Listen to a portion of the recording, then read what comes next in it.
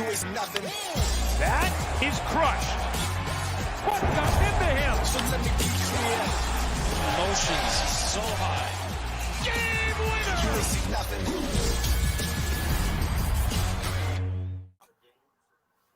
What up, and welcome to this MLB Network World Series watch party for game number 3. And you got Tree's company. I got my boys, Mike Lowell, Sean Casey. I'm Steven Nelson. Nobody. These guys know the postseason. I'm just tagging along, riding coattails. Fellas, how we feeling? What's up, Nelly? We're good. We're good. It's a good game so far.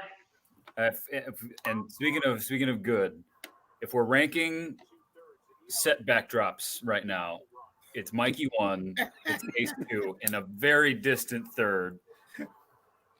Eric Burns, Carlos Pena, and myself here. It's we're minimalists in this corner office, guys. Obviously, I put you as a 2 because Casey's suits back there is tired. so tired. I'm just a tired act. It's so tired back there.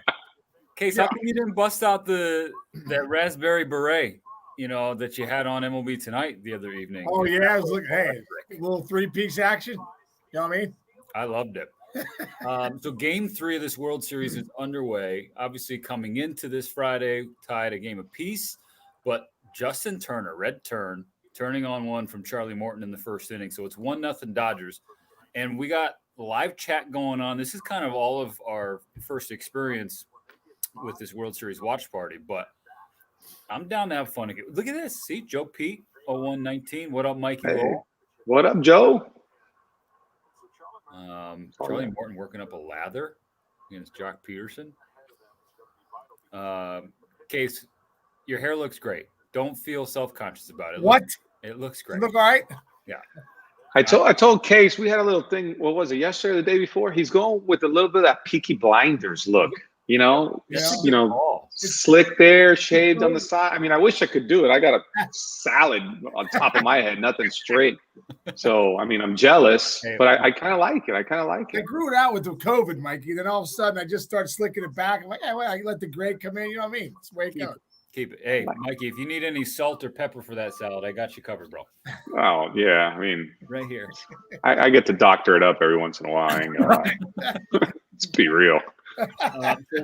So we're live basically on every single MLB Network social platform right now.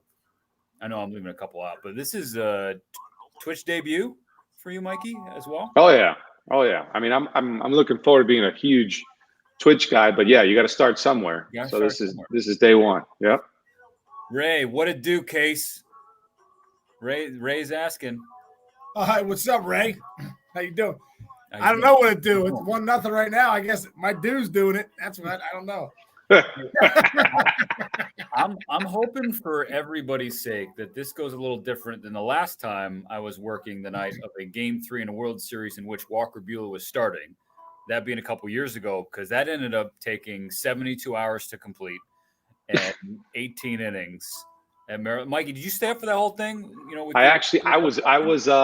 I think I was doing it. That was in LA. Yeah. That was in LA. And so we saw the whole game in a trailer because I was doing post game. And, bottom of the 9th, basically middle of the top of the 9th, we start going out. So they got a TV there and we're in like golf carts behind center field. Yeah. And then it went to the 10th and then the 11th. And then the tour, like, what do we do?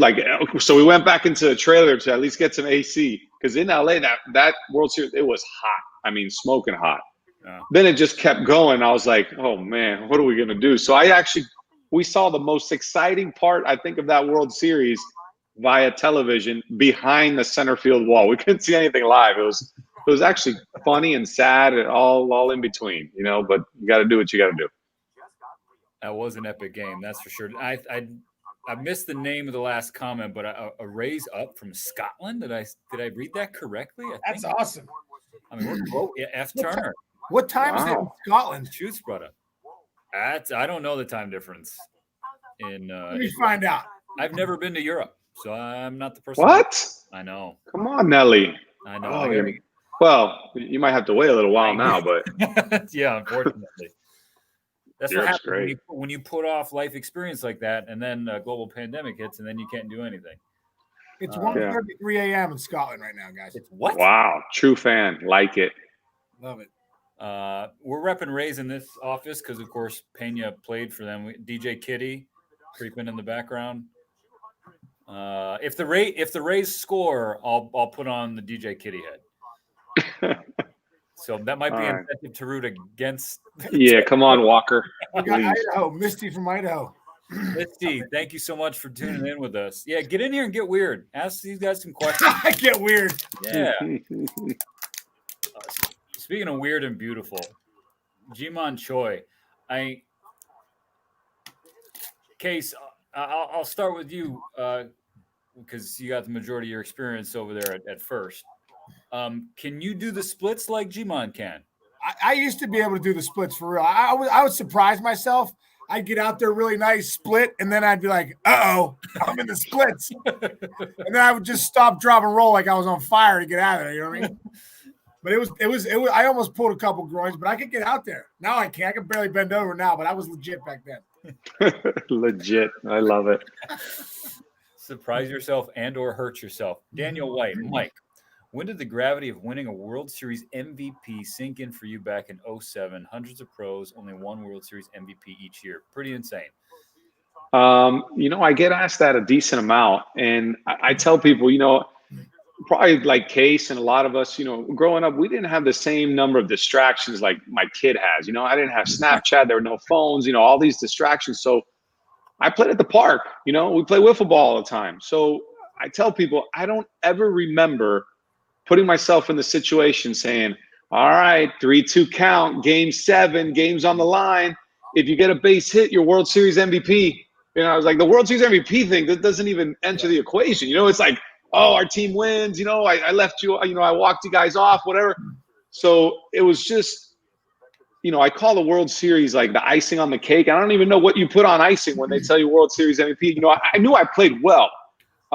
But I think Papelbon saved 3 out of the 4 games. Josh was outstanding for us, Josh Beckett, throughout the whole postseason. There's sometimes that carryover effect if you're real good in the World Series. So I really didn't know. I was just happy because I was, getting doused with champagne with my teammates and everyone's jumping up and down. And then a league representative comes up to me and he goes, "Hey, by the way, you were named World Series MVP." And I was just like, great. I didn't even know what my reaction was. He goes, "You got to come with me because we're going to give you 2 cars." I was like, "Oh, wow.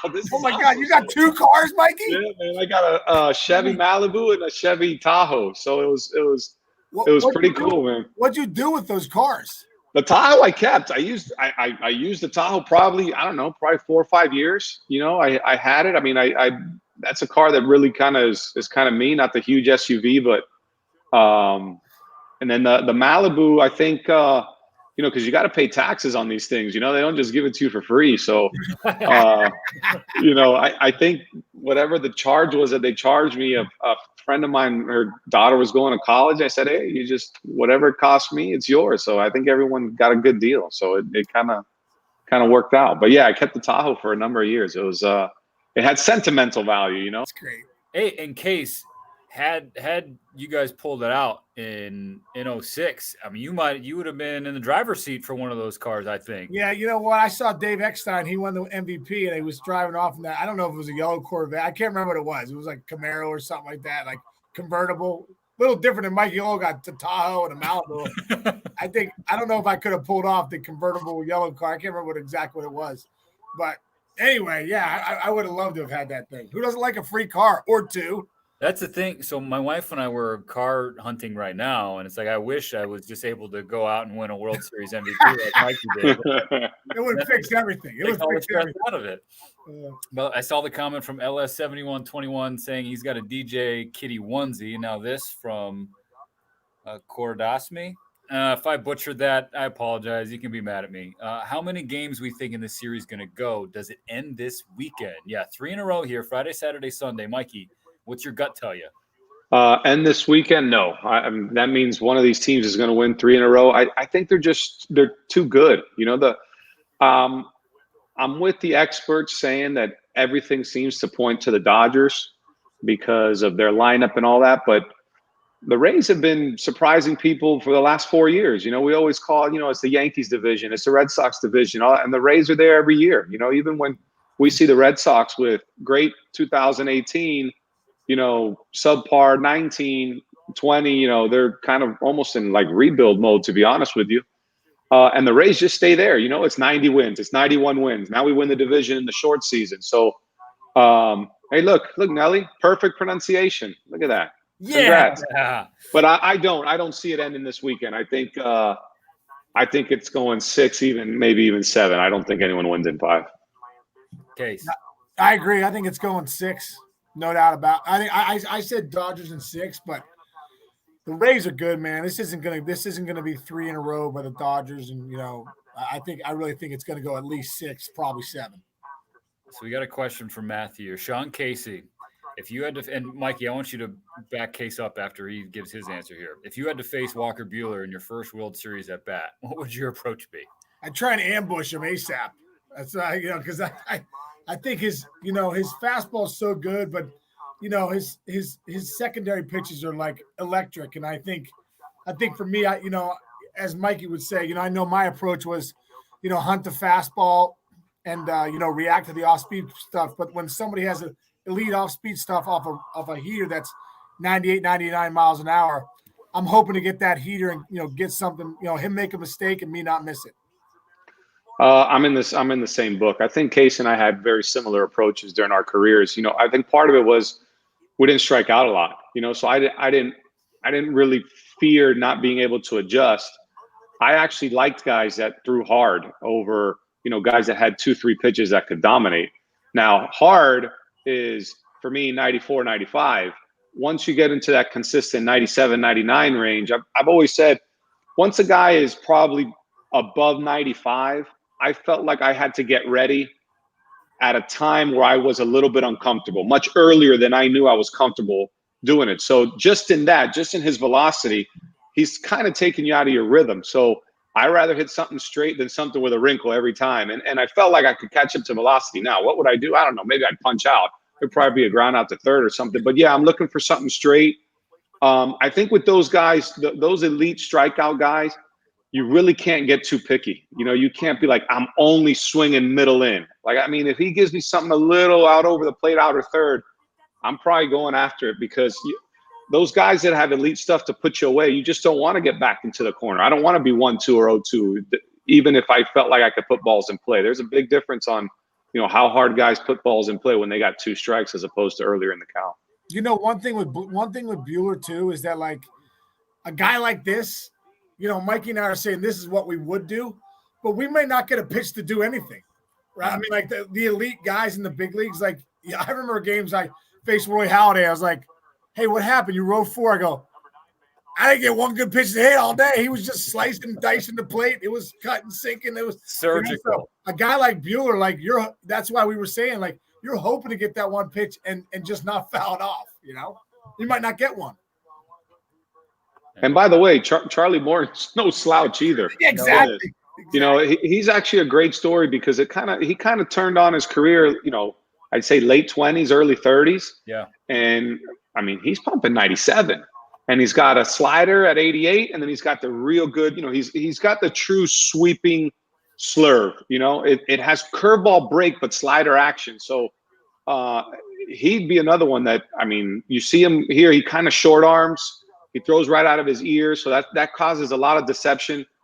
So I'll be honest with you. If my team got to a World Series, I wish it wasn't against either one of those two guys. I want the slop throwing lefty. I mean, that pitch to Austin Barnes just now. I mean, I don't know. You talk about wanting to hit something straight. That was not straight, and Barnes knew it right away. He's like, and Nelly, that pitch right there. I think you guys are about a pitch ahead of me because you guys are cool and in the studio, but. That it was right down the middle. Yeah. You know what I mean? So a ball that ends up right down the middle that buckles you tells you it looks like it's going to hit him in his front hip. Yeah. So that's the amount of break. And it's, it's at 78, it's at 82. It's not at 65, 68 where you really feel like, well, I can gear up fastball and this pitch is so much slower that I'm not worried about velocity. I'm worried about movement, but he brings it all to the table. Morton doesn't, Bueller obviously does as well, but these are 2 studs, man. They know how to pitch. Any young pitcher out there should be checking them out, seeing a clinic that they put on. I mean, so the last 3 pitches, He's thrown one that broke away from the righties, tailed back into the zone, and then another one that broke away. I mean, Charlie's case is one of the best there is at moving the ball around like that. Well, I mean, I think that's one thing. He can really crisscross the plate. And these are some of the toughest guys. He can bear that sinker in on bets here. Also, the slider, he buried that first pitch down and away. And then he just threw a backdoor sinker at the knees. So it was an unhittable pitch. 95, started off the plate and, brought it back. So, like I said, with a guy like Morton, you're hoping Mookie Betts is really sitting on something. I just got to get something up that I can do something with it. And like Mikey said before, it might not be a perfect pitch, but I might have to take a swing at it. And Case, to your point, when I look at Morton, that fastball that he threw to Betts, when you first see it out of his hand, you see it as a ball away. And when you see that it kind of, if I can do this camera right, it kind of cuts this side of the plate, actually this side for you guys. So you see it outside here and it comes back middle. So your sights are way off. When he then throws the curveball, I'm a righty here. So now it's this ball. It's coming right at my hip, right at my front hip. So I'm kind of, jackknifing back, and it's going to cut all the way back to the plate. So he makes the plate look like it's huge. And it's such an advantage when he's hitting his spots, because I don't care how good your stuff is. If you're missing down the middle of the plate, these hitters are going to get you. Yeah. But with that elite movement and that elite velocity, when they're hitting their corners, I mean, you can see why, it's what are we at? Bottom of the third, 1-0. It's one swing. You saw the other night too in game one with Glasnow. Like, he's got elite stuff, but he couldn't throw that curveball for a strike, right? So, if I'm a hitter and you can't throw that curveball for a strike, like I think was it Bellinger, right? Bellinger took him deep, 98 miles an hour. Like, yeah, you eliminate it. You eliminate it. So if I can eliminate a curveball and your changeup's your secondary pitch, we're all in the dugout saying, fellas, don't even swing. When you see a loop, don't even swing, because he can't do it twice. Just hunt the heater, because that's what that's the one he can throw for a strike. And that's the thing that with Glass, right? So I think everybody who follows the game and has watched even an ounce of Rays baseball, they look at Tyler Glasnow as on the cusp of being an ace, right? Snell's the established guy who's won a Cy Young, but Glass is right there. And he's done all of this. He's had all the success with basically two pitches, right? The fastball and the curve. And that's why, I was out in San Diego, the DS and the CS, watching the Rays up close. And he was pressed on that and talked about that, wanting to develop a third pitch and incorporating a changeup more. Perhaps he works on a two-seamer, and he says he's going to work hard on that in the offseason. And I look at a guy like that, I was like, if he figures out a third pitch or gets even a fourth one in there, good night. Good night. It doesn't even have to be good. Yeah, you're like right. For me, if he develops either a little cutter or a changeup, his changeup, he threw a couple the other day. I think it was probably 90-92. So everyone's like, oh, but that's really someone else's fastball. Yeah, but not when you're gearing up for 100. Yeah. So if he can just get it for a strike, pitch one in the count, it just opens you up to like, all right, well, he's either going to double up or he's going to throw me a nasty hook, or it's 100. Like, now it's three pitches where you're like, oh, do I got to guess one, or am I going to react? Yeah. Because it's easy for Case and I to say, oh, we reacted off the fastball a lot. But I don't think we reacted off the fastball a lot to the guys that threw 100. You're almost hunting fastball, or you're like, hang one, please, because it's a big difference. That it does get to the point where, the game has gotten to the point where so many guys throw so hard that I do think you're almost at the point where you do have to guess, because you can't adjust to a slider at 89, 90 when he can incorporate a fastball at 98. It almost gets to that point, or you got to be able, one of those guys where, hey, I just see his ball really well, because 100's 100. There's no time to be like, oh yeah, no, catcher already got it. He's throwing it back to the pitcher by this time. But if you're just tuning in, this is the MLB Network World Series watch party for game number 3. We got Mike Lowell, boom, Sean Casey, Steven Elson here, and then all of you guys. And you guys can kind of steer this ship for us, because we're just watching baseball together, kind of shooting the breeze and talking about the game here for a few innings. And then in a little bit, Scott Braun, Ryan Dempster, and Jim Tomey will take over for us. Right now, 1-0 LA, as I'm sure you guys are watching the game. And I want a quick shout out Donna, who said that us three were awesome. And I would only push back on this, Donna. These two are awesome. Donna, you're awesome. No, Donna, you're awesome. One of my qualities is self-awareness, Mikey. So it's okay. And then Luke was wondering, with Charlie Morton at this point, now at getting close to 50 pitches. Oh, they're flashing back to 2017. Dodgers fans, look away. How long do you think Charlie freaking Morton can go here? You or me, Case? What? Go ahead, Mikey. Well, I have a theory on bullpens in the World Series that I think Kevin Cash kind of maybe touched on that thought process with Glasnow. Oh, you said an oh, here we go. Here we go. You're ruining it for me. I'm like the guy on delay. I'm sorry, Mikey. I'll be better about that. All right, hold on. Let me see him. Go deep again? Oh, no, he got one in the corner. Who we got? Seager? Is that Seager running? Let's go. Yeah. Let's go. They're not going to send him. No, they won't. Right now. But what's funny about that at bat? It was Morton got him 0-2. Tried to come in, tried to go away. Turner's eye is so good. That's why he's been an elite player, right? And that's why he's so good with runners on too. Man, he really waited that 2-2. That was his first pitch to really hit. He hammered it. He's outstanding. I mean, he's a guy who sets up pitches and he can handle them. His first at bat, he kind of buckled on that, that front door curveball, and then hit the fastball for a home run. So here, him doing that means he's aware of it and don't give up on it because there's so much movement. So it's kind of cool. But getting back to Nelly, to the question, I don't like always seeing the same bullpen guys. I think it happened in last year's World Series with Will Harris and Howie Kendrick. Howie even said, this was my third at bat, and it's not like you're going to Philadelphia or Kansas City in between. You're facing the same guy over and over and over again. So I think that wow factor of the bullpen gets diminished a little bit in the World Series. So I think if the game is 1-0 and Morton's gone through the lineup twice and he's at that 90 range, I turn it over to the bullpen because one run, these are the swing games, game 3, game 5, something like that. If you're tied 1-1, 2-2. But if his pitch count is lower, I just don't buy into, I get the stats, third time through the lineup, guys usually hit better. They've seen the guy, but it has to be case by case. It has to be, because if he's dealing this day, you got to let him go because you just can't bury the bullpen throughout the 7-game series. I think, a few years ago we saw it on Brandon Morrow. He gave up big home runs. He was awesome during the season, but I think he pitched in 6 out of 7 games. That's not fair to him because he probably never did that during the season. And guys, they start getting a little bit of the timing. They get the rhythm. What makes those guys so effective is that you do face them twice in a month, 4 times a year. That's what makes those guys so good. Typically, if you're watching pitch counts, you're like, okay, you're looking at that number that Mikey mentioned, which is around 90. But last time we saw Chuck pitching for Tampa Bay was against Houston, and he was shoving and then ran into a little bit of traffic in the 6th.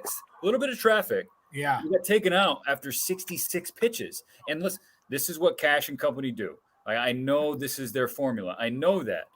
But this is a World Series now, and this is one of the best postseason pitchers of this generation in Charlie Morton. I just you've been in a big league dugout in the clubhouse, and Cashy. So how are you weighing that? Well, I think Cash, talks about that. That's their game plan. Is that they love their bullpen so much. Wow, here you go, Muncy with a big. See, when I look at Morton tonight, that Morton, once he got that pitch up and was able to hammer it, when I look at Morton tonight, and I kind of saw it in that first inning, his stuff isn't as sharp. Like his curveball is kind of rolling up. Hey, you're the guy that gives away the ending of a movie, huh, Case? Remember we got a whole. Muncy, I'm a pitch behind. I didn't know what happened. Hey. I must have the good feet. Let me get better service. I need. Hey, come on, Comcast. Hey, Booney. Hey, Mikey. Just like Booney said to me back in the day, don't get bitter, get better. Let's get a better feet. Let's get a better feet out there in Florida, okay? Steve Caucus, I don't know what's going on. I'm a couple pitches ahead of everybody, okay? But I tell you what, Muncie right there got it. Those guys are locked in and they're tough at bats, and they're making Morton work. He's had 55 pitches in the top of the third. He's working tonight. Like they're not, fishing for some of the pitches, that usually Morton gets guys to go for. They're about to, they just showed a stat line, Mike. You'll see it in a second. 2 out RBIs this postseason for the Dodgers, most in a single postseason ever. I mean, those are crushing, right? The 2 out ribbies, if you're on the other side of those. Absolutely. Because I think the pitcher thinks, and rightfully so, he's always 1 pitch away with 2 outs. 1 pitch, I get out of it. So those are, those momentum shifts where, I mean, all the momentum now is on the Dodgers side. And the only weakness I see out of the Rays, to be honest with you, to be able to compete with the Dodgers, is that the Dodgers put up a crooked number, because that offense just isn't geared up to be able to make big comebacks. They're fantastic when they get out to a lead, 1-0, 3-1. You saw the stat. I think if they're ahead in the 8th inning, well, you didn't ruin it for me, Case? I didn't want to ruin it for you, bro. All right. I was going to say, whoa, Smith just hit one. Oh! We're getting better as we go here. I like it. I forgot what I was going to say. The Rays, when they're 8th inning or something, when they're Sam, thank you. When they're ahead in the 8th, like they never lose. But the problem is the Dodgers are a real tough team to get ahead on. Yeah. And that's the almost more important than those innings 6 through 9. I think the Rays got to try to manufacture stuff early in the game and try to put a run or 2 on the board. David, I was fortunate enough to call a few showcase games this year with our incredible award-winning crew. I was their ball and chain, so thanks for not muting the television if you heard my voice. But I got Mikey and Case with me now on this watch party presented by, could be you, sponsors, but you playing. Come on, get in here for the next time. I agree with that.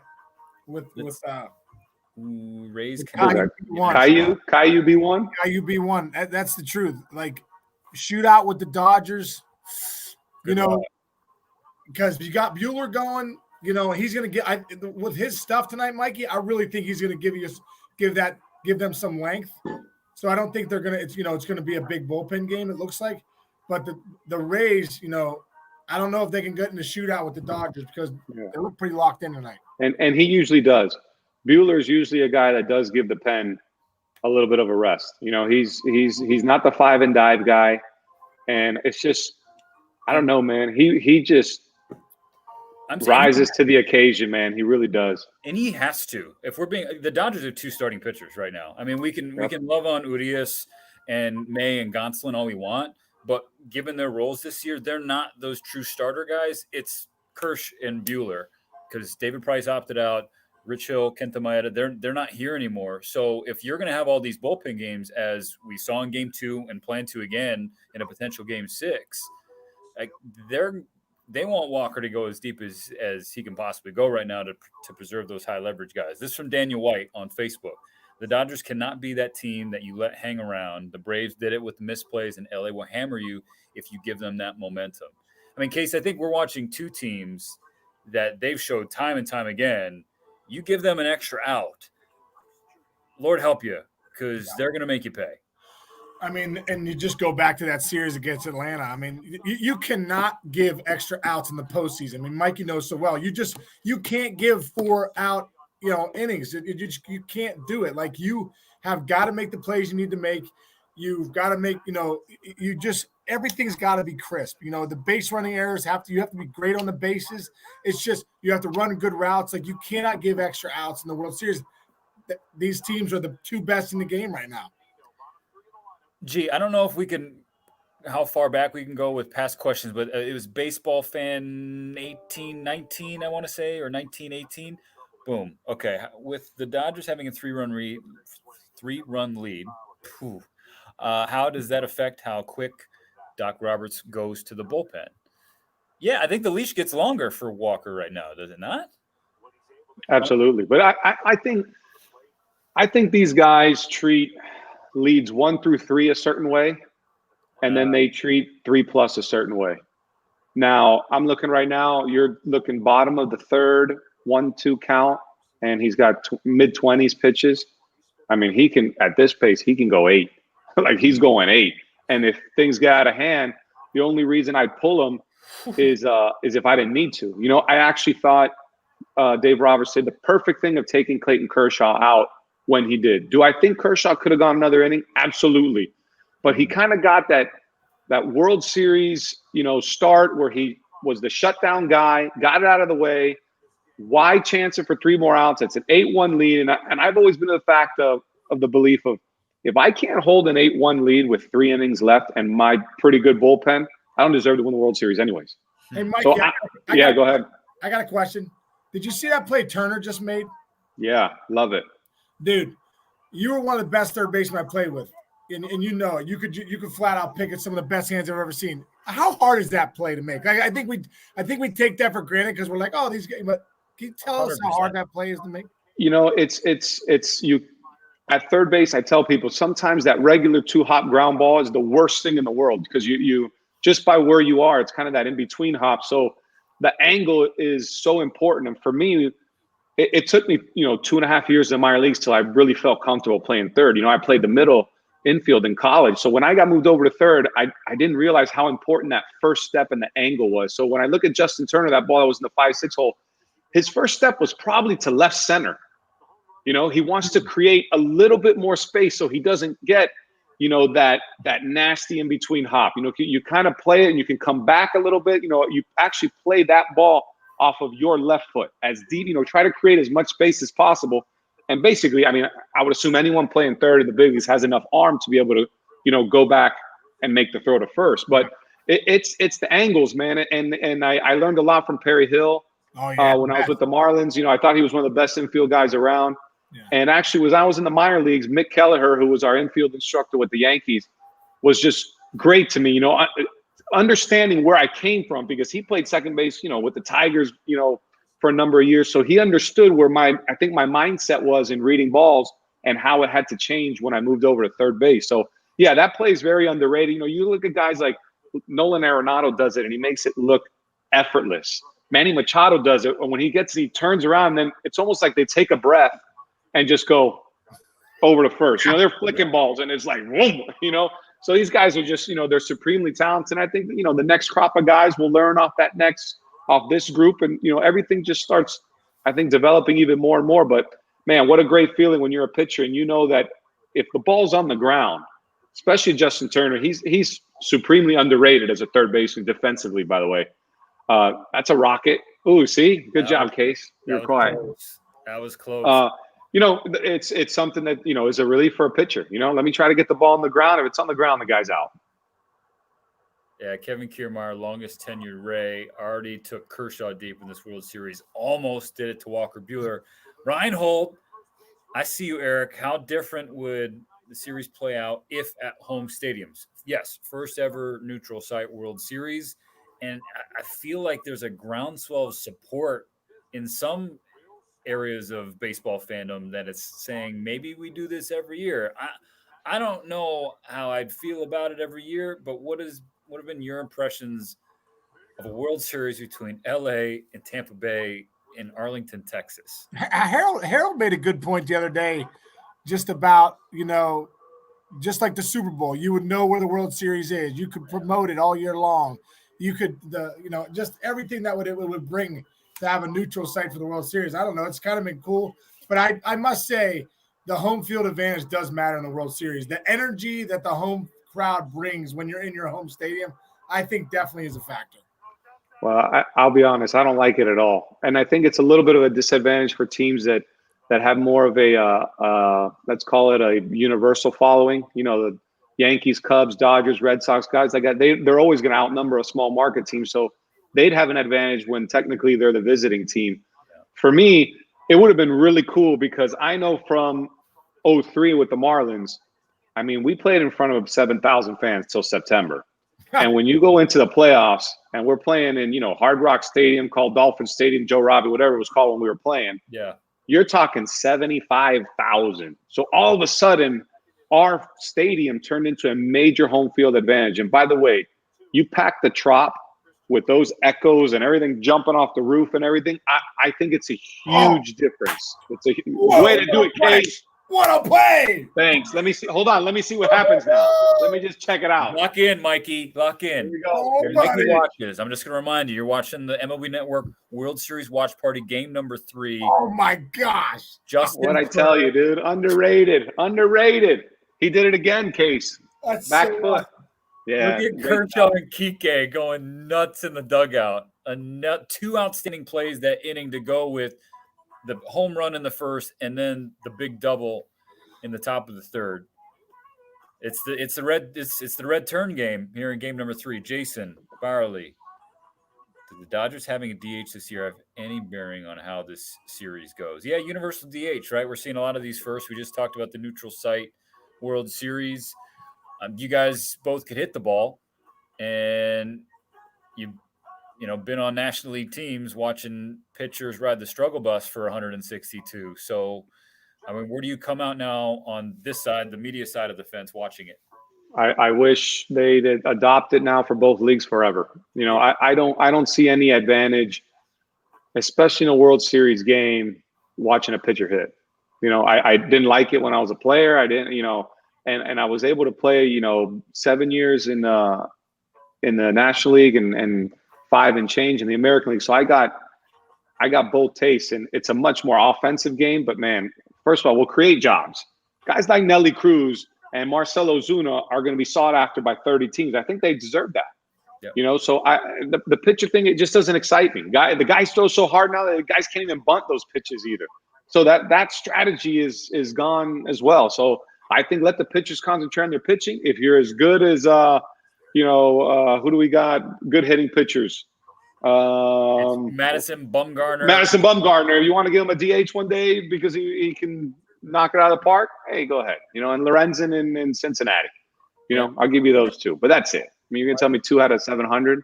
Save it. Yeah, Mike says nothing more memorable than when a pitcher gets a big hit in the postseason. And it just doesn't happen. And if a guy gets hurt. Well, how many times do you see pitchers run the bases and they're not used to it? Like, oh, there goes a calf. There goes a, you know, you just But I will say to Mike Twitter, I think it was. Yep. Brad Penny got a 2-run single off of Yankees Cuban pitcher who was with the White Sox. El Duque. No, big guy. Contreras. Got a 2-run single off of Contreras, and Daisuke got a base hit. And you talk about against the Rockies, you talk about a momentum swing. When a pitcher gets a base in the World Series, that's 2-out RBI times 5. But still, I'll trade those 2 at bats to see a DH. One thing though, Mikey, you obviously played in American League and National League just like me. You must admit though, like in the National League, there is more strategy. You know, just the double switches. It's a different game. I know the pitcher's got to hit a couple times, but like it really is a different game as far as using your bench, using your bullpen. Like you have to think, 2-3 innings ahead of, it is a different game. And I do like that though about not having the DH. I think the game is better as far as it makes the manager work a lot harder. Well, let's update Twitch Sports. It's 3-0. Yeah.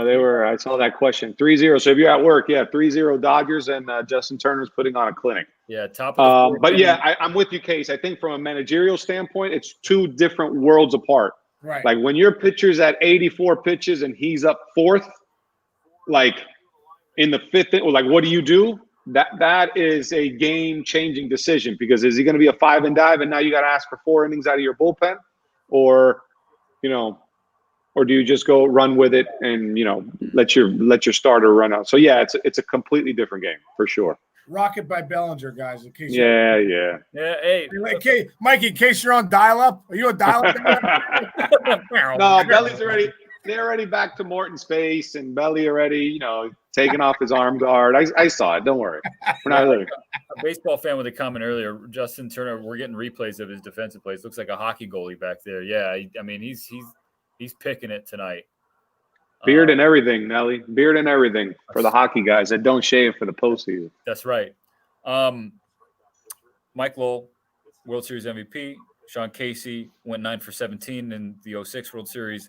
And then me, Stephen Nelson, we're with you here for another inning, basically. And then Scott Braun, Jim Thome, the Hall of Famer, and Ryan Dempster will hop on, and they will take you home, basically, here for our MLB Network World Series watch party, game number 3, Dodgers and Rays, trying to figure out who's going to take a 2-1 series lead. All time, when the series is tied 1-1, the winner of game 3 goes on to win the series a nice percentage of the time. It would be 69.1% of the time. So Charlie Morton now about to throw his 63rd pitch against Chris Taylor, who's he gets him. I was just about to compliment Chris Taylor because, I mean, he's another one of those dudes who's – Well, you can still compliment him, Nelly. He's a good player. Right, because he's one of these like that those versatile swing guy pieces on the – I guess toward the bottom of the order, but he's had some big knocks for this club in this postseason, and really ever since he's put on a Dodger uniform. Fun player.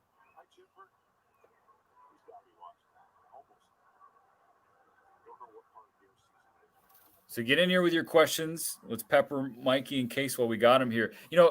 Here's this one. New York Baseball Pot would love to hear a Bueller-DeGrom comparison. When I watch Walker Bueller, like his delivery is kind of Verlander-ish, and like the kick, and maybe a little Lincecum. He doesn't have the lean like the Freak did, but just the way he kicks that and fires his body. That's what I see when I watch Walker Bueller. But I've never stood in the box, so you guys would know better than me. No, yeah, I like the Verlander comp.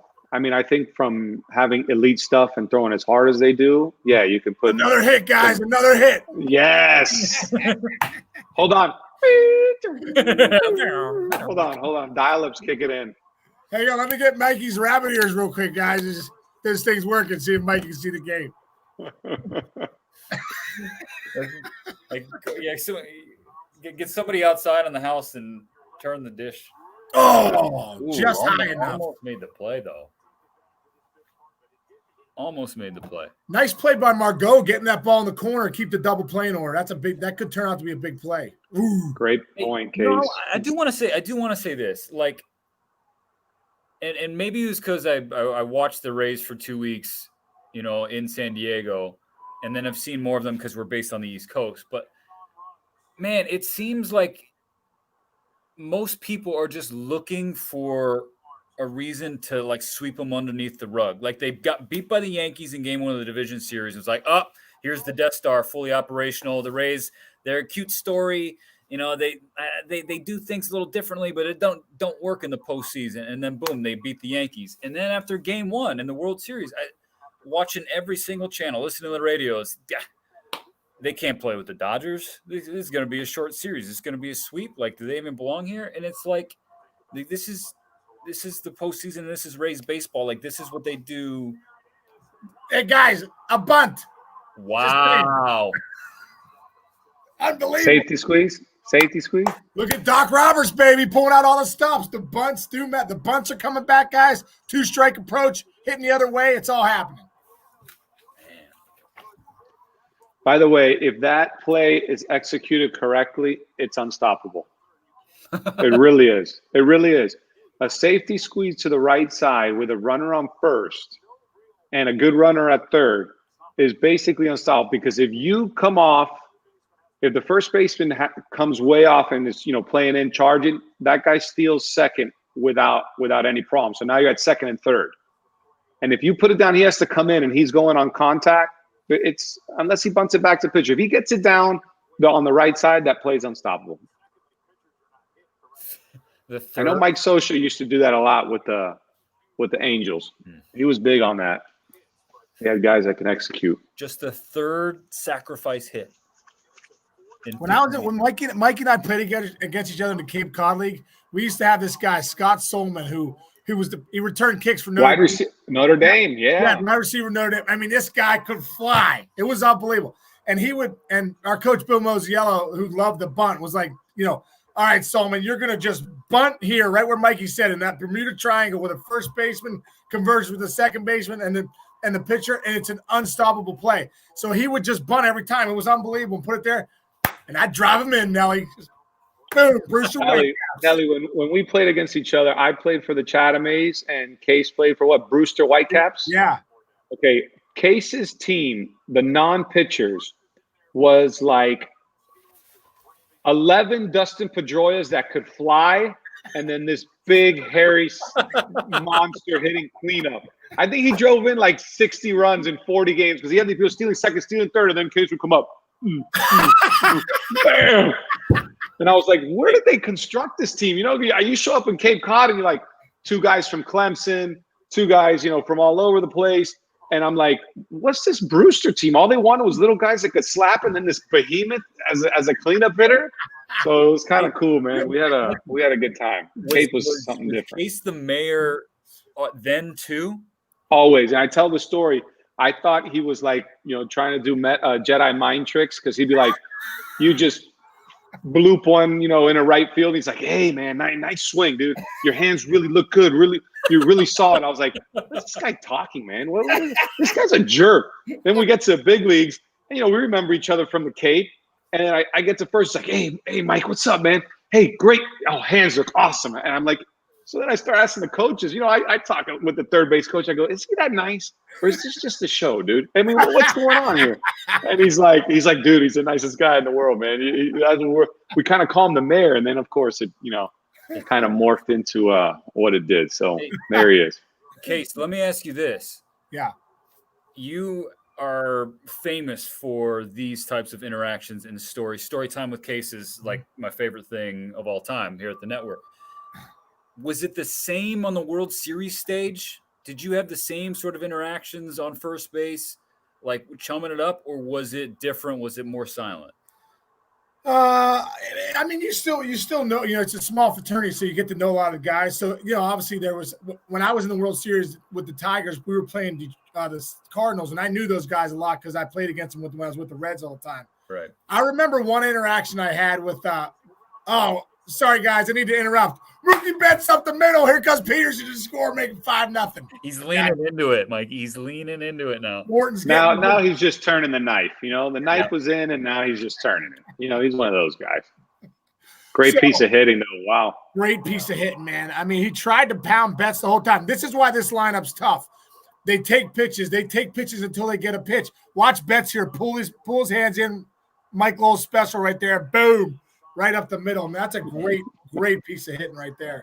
Let's take a moment after that Mookie Betts hit to congratulate the Red Sox again for resetting their luxury tax rate. Huge deal for them, as it's now 5-0 Dodgers here in Game 3 of the World Series.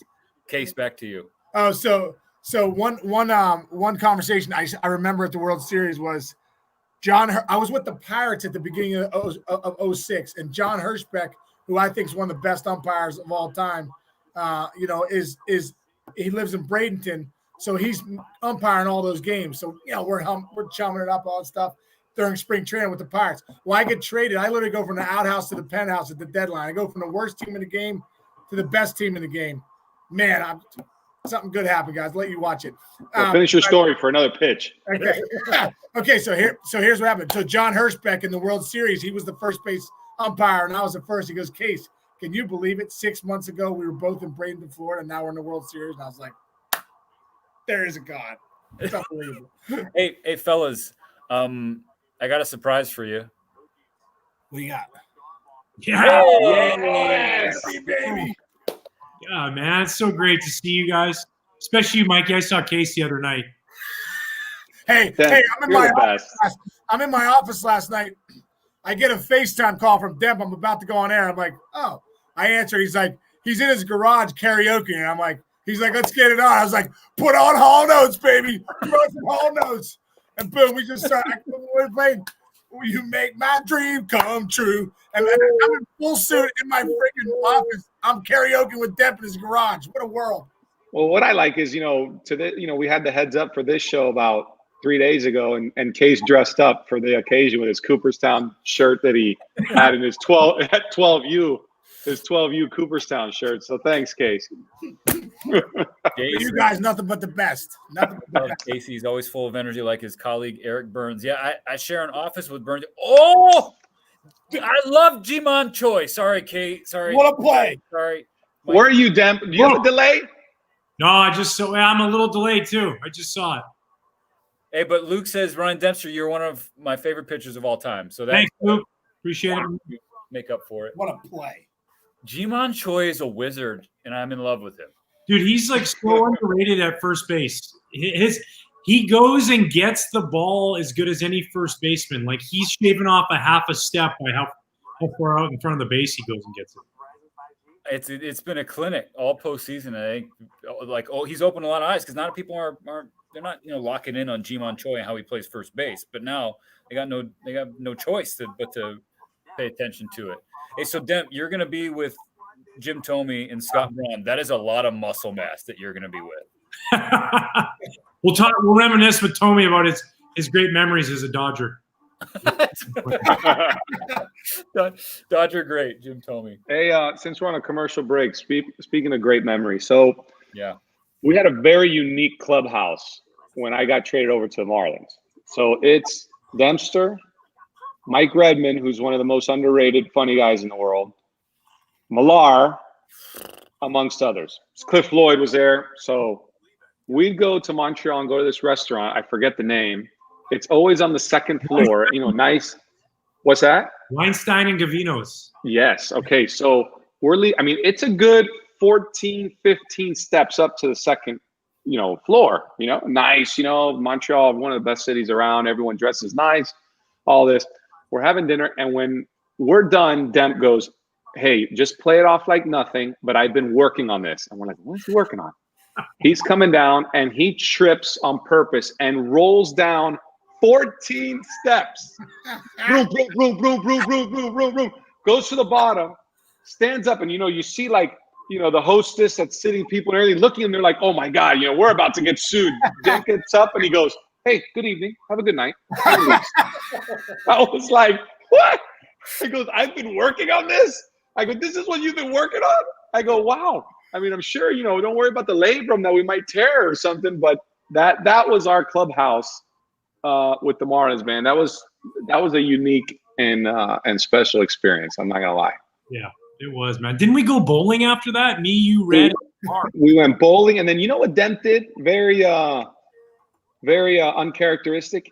There was amateur night in Boston. Remember, they were doing the Big Dig amateur night at a comedy club, and Dent got up and gave us about 3 minutes.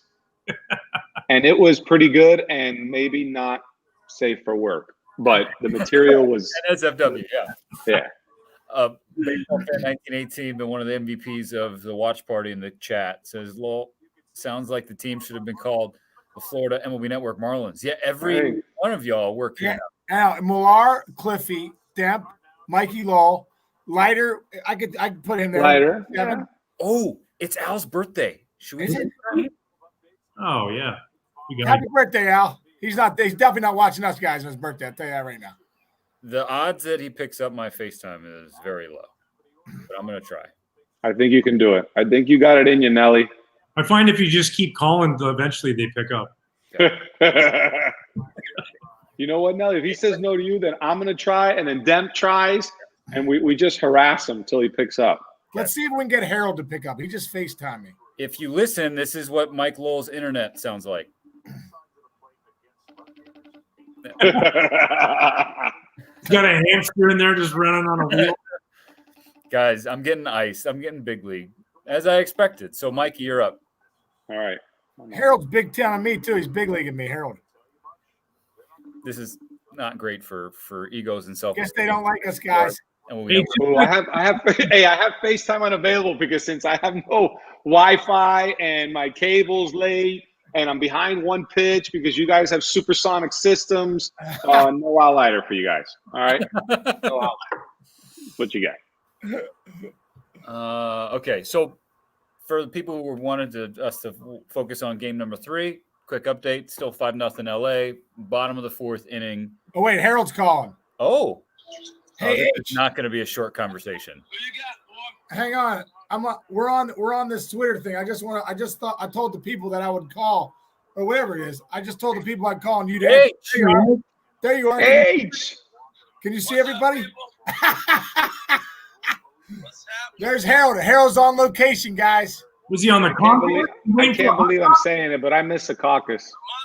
Yep. That's right, baby. That's right. No one ever said that, Mikey. We call, we talk about Yeah, Harold and I call about the hitter of the night, like every night for the night. So I think right now it's Turner, right? Isn't Turner's the guy? Yeah. Oh, you're going out on a limb there, huh, Case? Oh, Going out on a he wants to know who you guys think? Who's the hitter of the night, guys? Demp. Come on. Demp, go. Hitter of the night tonight, I'm going to go with Justin Turner so far. Ooh, I'm going to go with Justin Turner. Oh, You guys just picked the breakdown for Casey.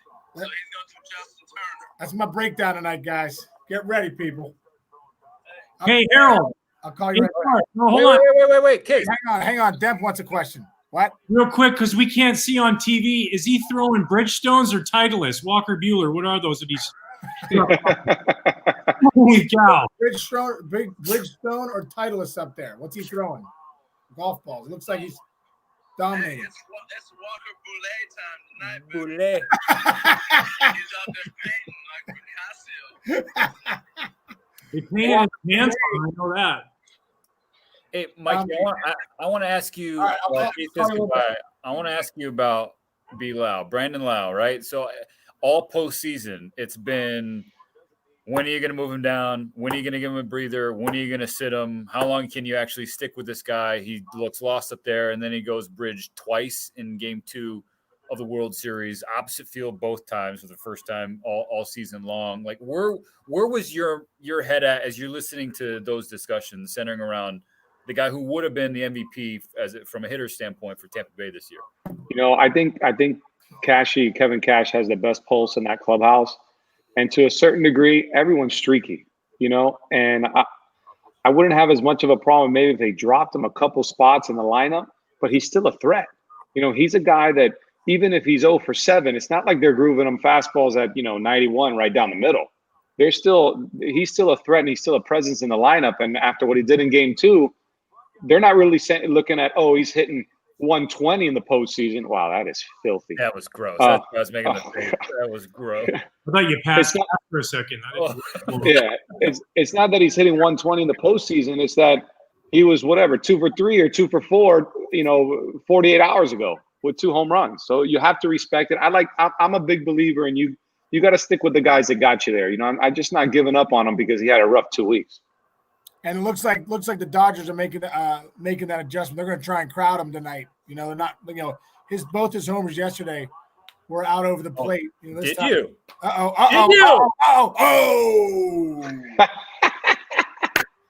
See, yeah, Demp, you're with me. You're with me. Yeah, there we go.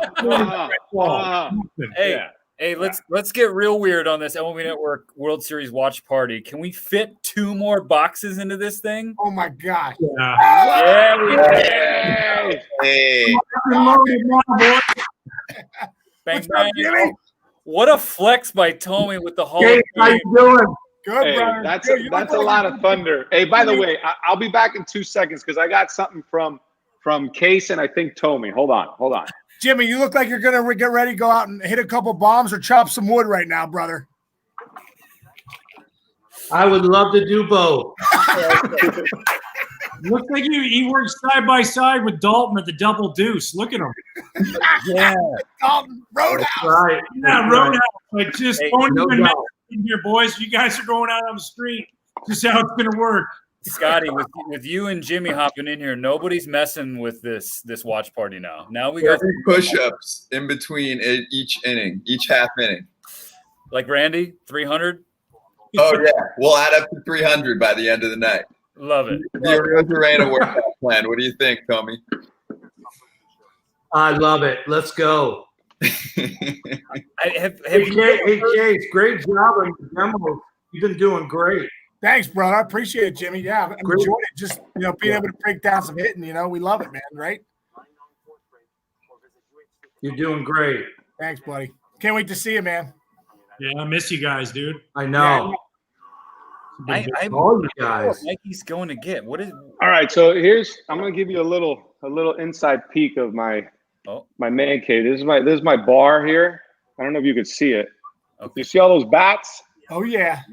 So the bats are the bottom part of the bar, and it's only bats that I've gotten from people that I respect in the game. And Case, your bat is behind a case that I can't get to. So sorry, but you're not in this one. So look what I get. Look what I get. I don't know if you guys can read that. So this is a Jim Thome special. Wow. When he was with the Phillies. And you tell me if you're not honored when you get something from Jim Thome that says, "To Mike, I love watching you hit." You're an animal in the box. Now, if you don't love Jim Thome when he gives you that, you got problems, man. You got problems. So, Jimmy, it hangs in there with pride. Man, I don't write "you're an animal in the box" much. So that's saying something. Hey, you know what I do remember when Jim was with the Phillies? I was like, "Hey, how do you like Philadelphia?" He goes, "Oh, it's good. This and that." He goes, "But man, when are your pitchers going to slow down, man? Everyone's like 97. It's Penny, then Beckett." He goes, I want the guy to throw me slow so I can, kind of gear him up a little. I was like, yeah, 500 home runs, and we're worried about guys throwing slow and trying to gear up for you. Sorry, Thome. Yeah. Sorry, Jim Thome. Insta Brucery, cool to see you guys. So my son the other night seen Don Trell on the telecast. He goes, "Dad, didn't that guy have a giant leg kick, big leg kick?" I said, "Yeah, I remember one Sunday afternoon, he punched me out 4 times with that leg kick." So you guys had a great staff. It was amazing. You guys, you better, if you got a cookie to hit, you better not miss it, because you weren't going to get many good ones. Hey, so quick question, Jim, for you. Sorry to interrupt you guys. We're talking about, Nelly was asking us our approach to get to a guy like Walker Bueller. Tell me your approach. I mean, 99's coming with his off speed. Yeah. What would you be thinking in the box? So it's pretty simple. I'm gonna look fastball the whole at bat until I get 1 strike. Then when I got 1 strike, I was gonna go right to his breaking ball. Being a guy that hit in the middle of the lineup in postseason, I would look for the fastball until I got 1 strike. If I got that 1 strike, then I would sit on the breaking ball until 2 strikes. And then you guys know this, being hitters, 2 strikes. Oh, I mean, you got to fight, man. It's at that point, it's like playing Pepper. Like, you got to be aware of everything. But I would play the cat and mouse game early. I'm jumping on your heater, and I'm not even looking curveball. But then when I got 1 strike, I would then go to his hook, because watching him here, he's dominating with his fastball. You can't be in between. Case, you said something on the air the other day about being in between, and against a guy like Bueller, if you're in between, it's not good. Your anxiety's up, and you're not really getting the bat head out front to hit that 98 to 100. I'm curious as to asking all 3 of you guys this.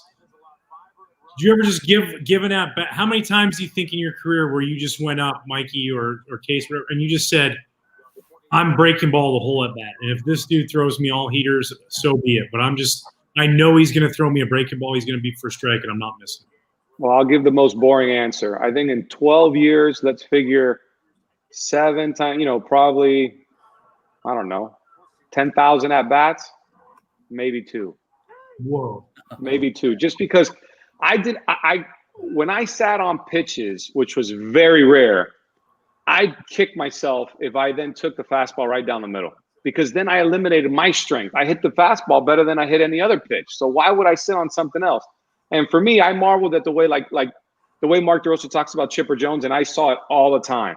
He'd sit that 1-0 changeup, and it's like outer third, and he launches it to left center. And I was always amazed, how does this guy do that? And when I sat on pitches, if I guessed right, I think I was so excited that I guessed right that sometimes I got out of my zone a little. So I think for me, my reaction of sit fastball and adjust. Now, I'd look location. I didn't really look speed. I want to be ready for his hardest pitch and then adjust. And for me, since I didn't strike out, I didn't believe in choking up. I expanded my zone. I'm swinging hard. You know, so I took that approach. But yeah, I don't think I ever did I give away at bats because I had wrong choices or wrong swings? Yes, but saying, hey, this guy throws me 3 fastballs down the middle, I'm sitting down, never, because I don't think I could forgive myself if I took 3 fastballs down the middle. I'm kind of in that same boat. Like 12 years, I honestly don't think the only time I ever guessed like Tim Wakefield or Candiotti knuckleballers, I'm like, oh, here goes the knuckleball, right? But I know for me, and I early on in my career, we have guys sometimes. I remember Eduardo Perez was the best in the business at pitch stealing. And he was like, first inning, he'd be like, I got his pitches, case you want him. And I'm like, yeah, give him to me. And I'd go up there and get the nasty slider. I'd be like, oh, yeah, I guessed right. And no one's hitting the nasty slider. You're not hitting them slider, even if you guess right. It ain't happening. You're rolling over on it, you know? So I started to say, Eduardo would say, you want the pitch? And I said, no, I just want to hunt the fastball and then let my eyes adjust to the off-speed pitches. That would work for me. So I know, Jim. And that's why. Well, for me, that's why. It's why I struck out second most all time, to be honest. But in my opinion, hey guys, look, like my thought was, if I had a game plan and I stuck with my game plan, and I didn't go against that game plan, I was okay with the results. And you know what? As we all got older in the game, you also had to learn. Like I heard Albert Bell say this one time, I'll give up 3 to get 1 big one, especially in the postseason. You know, if your game plan is like you guys are saying, I'm going to stay on that fastball and I don't want to miss it, my game plan in the middle of the lineup, and we all hit there, but I at some point during an at bat was going to get a breaking ball to hit that maybe later in the at bat he might bounce that, or So I just think the game plan was to stick with it and also adjust when you needed to adjust.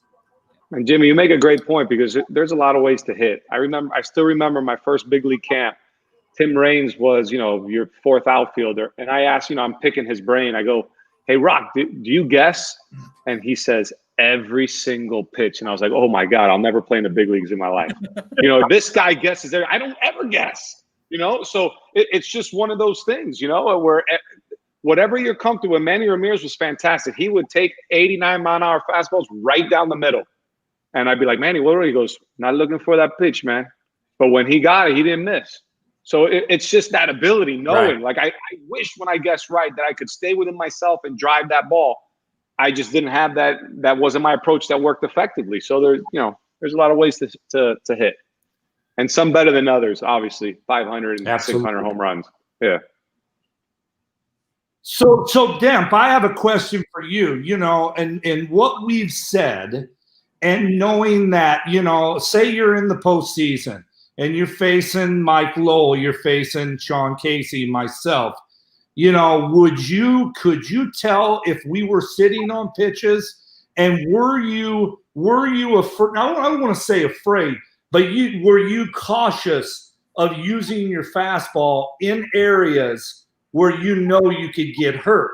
If you needed to make a pitch, was it more with the breaking ball or say a fastball in the outer half? Yeah, I think, early on, I just trusted my slider so much that I could throw it in any count. I did throw it all the time in any count. So I always kind of knew that I could go to that pitch. But, if you're sitting there and I'm throwing one out, like a really good one in a count where, it could be either way, and all of a sudden, somebody spits on it and takes it, I'm like, oh, okay, hold on a sec here. They're sitting soft. Having those games where you can just tell early on, and then that's when you try to just pitch backwards. That's where I think pitchers, we get ourselves in trouble so much. We'll throw a fastball and we'll throw strike one. It might not even be the best fastball. We could have split the plate, the hitter's taken. And then we automatically go, oh, we got to go something else. Like, whoa, hold on. Maybe just today the guy can't see the fastball out of my hand. Let me throw it in a better spot, and throw it again. And I think sometimes I was guilty of that, automatically just going right to a breaking ball rather than just going, I'm going to make him hit my fastball. I'm going to find out if he can hit my fastball. I think Mikey can probably agree that he played third base a lot of games behind me, or it's like, damn, man, you were 0-2, man. Just let him let your stuff play. And, that's something I think I learned a little bit as I got older. And being around Maddox really helped. I mean, just having him talk about how guys take pitches and, if they take one in a row, can they take two in a row? And know who the guys are that, they might lay off the 1-2 slider, but they're not laying off 2-2. Versus the guys, if they lay off that one pitch, you better come heater and get back in the zone real quick, or breaking ball for a strike, but it's got to be a good strike, not a get me over. Okay, guys, I'm just going to hop in here. Two things. First and foremost, I'm lingering like a fart. I'm going to get out of here so Scotty B can run point with you guys. But before I go, like I do just want to bask in the beauty of this Brady Bunch box thing we got going on. So for content's sake, let's just like, do the thing like in the Brady Bunch show where you just look at the person next to you, look down and you waved, and then yeah. Hey guys, we got something there. I love you fellas. I gotta go I actually have to work. Hey Mikey, go work on your internet connection, bro. Yeah. Well, we're back up to speed. Thanks, Case. Thanks. I love you, Work fellas. on that haircut. Work on that haircut. I'm gonna work on it. Hey, Peaky Blinders season 6 comes out soon. Auditions are soon.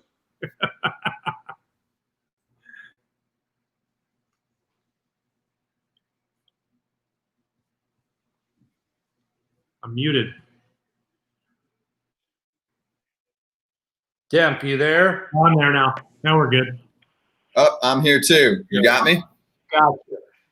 Yep. Perfect. I was yelling to the world, but nobody heard me. But Demp, Jim, how you doing? Great. What's to up, see brother? You, Good to see you, man. It's so great to see you.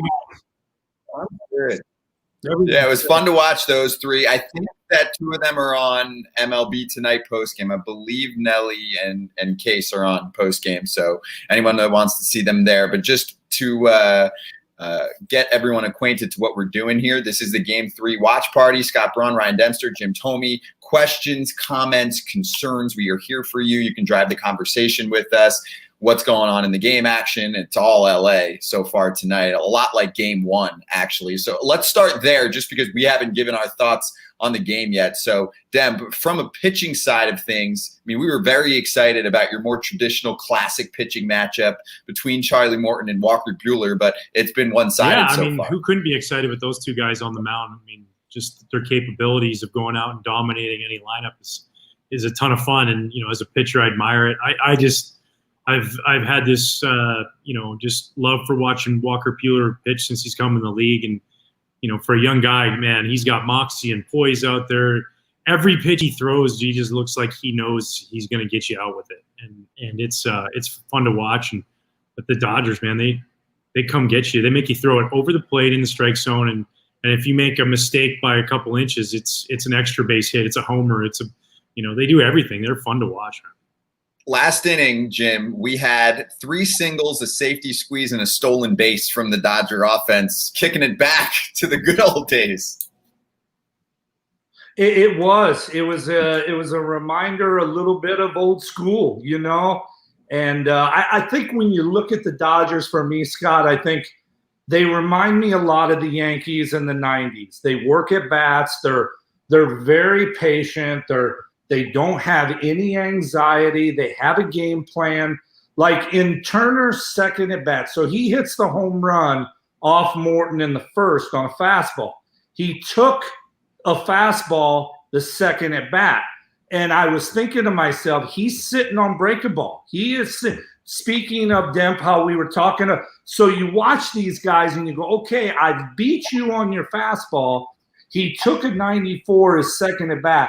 He hits a double on a slider down the left field line. And this is what the Dodgers do really well. They have a game plan, and they know when you have Bellinger hitting 6th in the lineup as an MVP, that's a pretty good lineup where you can throw, and then you got Will Smith DHing, and obviously Austin Barnes comes up with small ball, old school style, Like that's a big night. Obviously the game's not over, but the Dodgers will come at you all game long. Even in Game 2, they did that. And let's bring in our first question, too, from Tom. Does this long inning mess with Bueller's rhythm? Where were you on that when you were pitching too, Dem? Some guys say, yeah, it's whatever as long as it's within like the 30 minutes and under range. And other guys are like, I want to get back out there, especially when I'm rolling as soon as possible. Oh, he's young. When you're young, it's just like you could sit for 45 minutes and then you just back out there just, throwing pellets again. So, when you get older, I remember Kershaw was talking about it, after game one, just about having to get up and move around in that long inning because you get a little bit tighter, you stiffen up a little bit more. But when you're young like him, the adrenaline that you have in the playoffs and then you get to the World Series, it's like that just lasts for so long that unless it's freezing cold out, you're okay. You're fine. Plus, you love all the run support. So you're like, right on. Keep hitting, boys.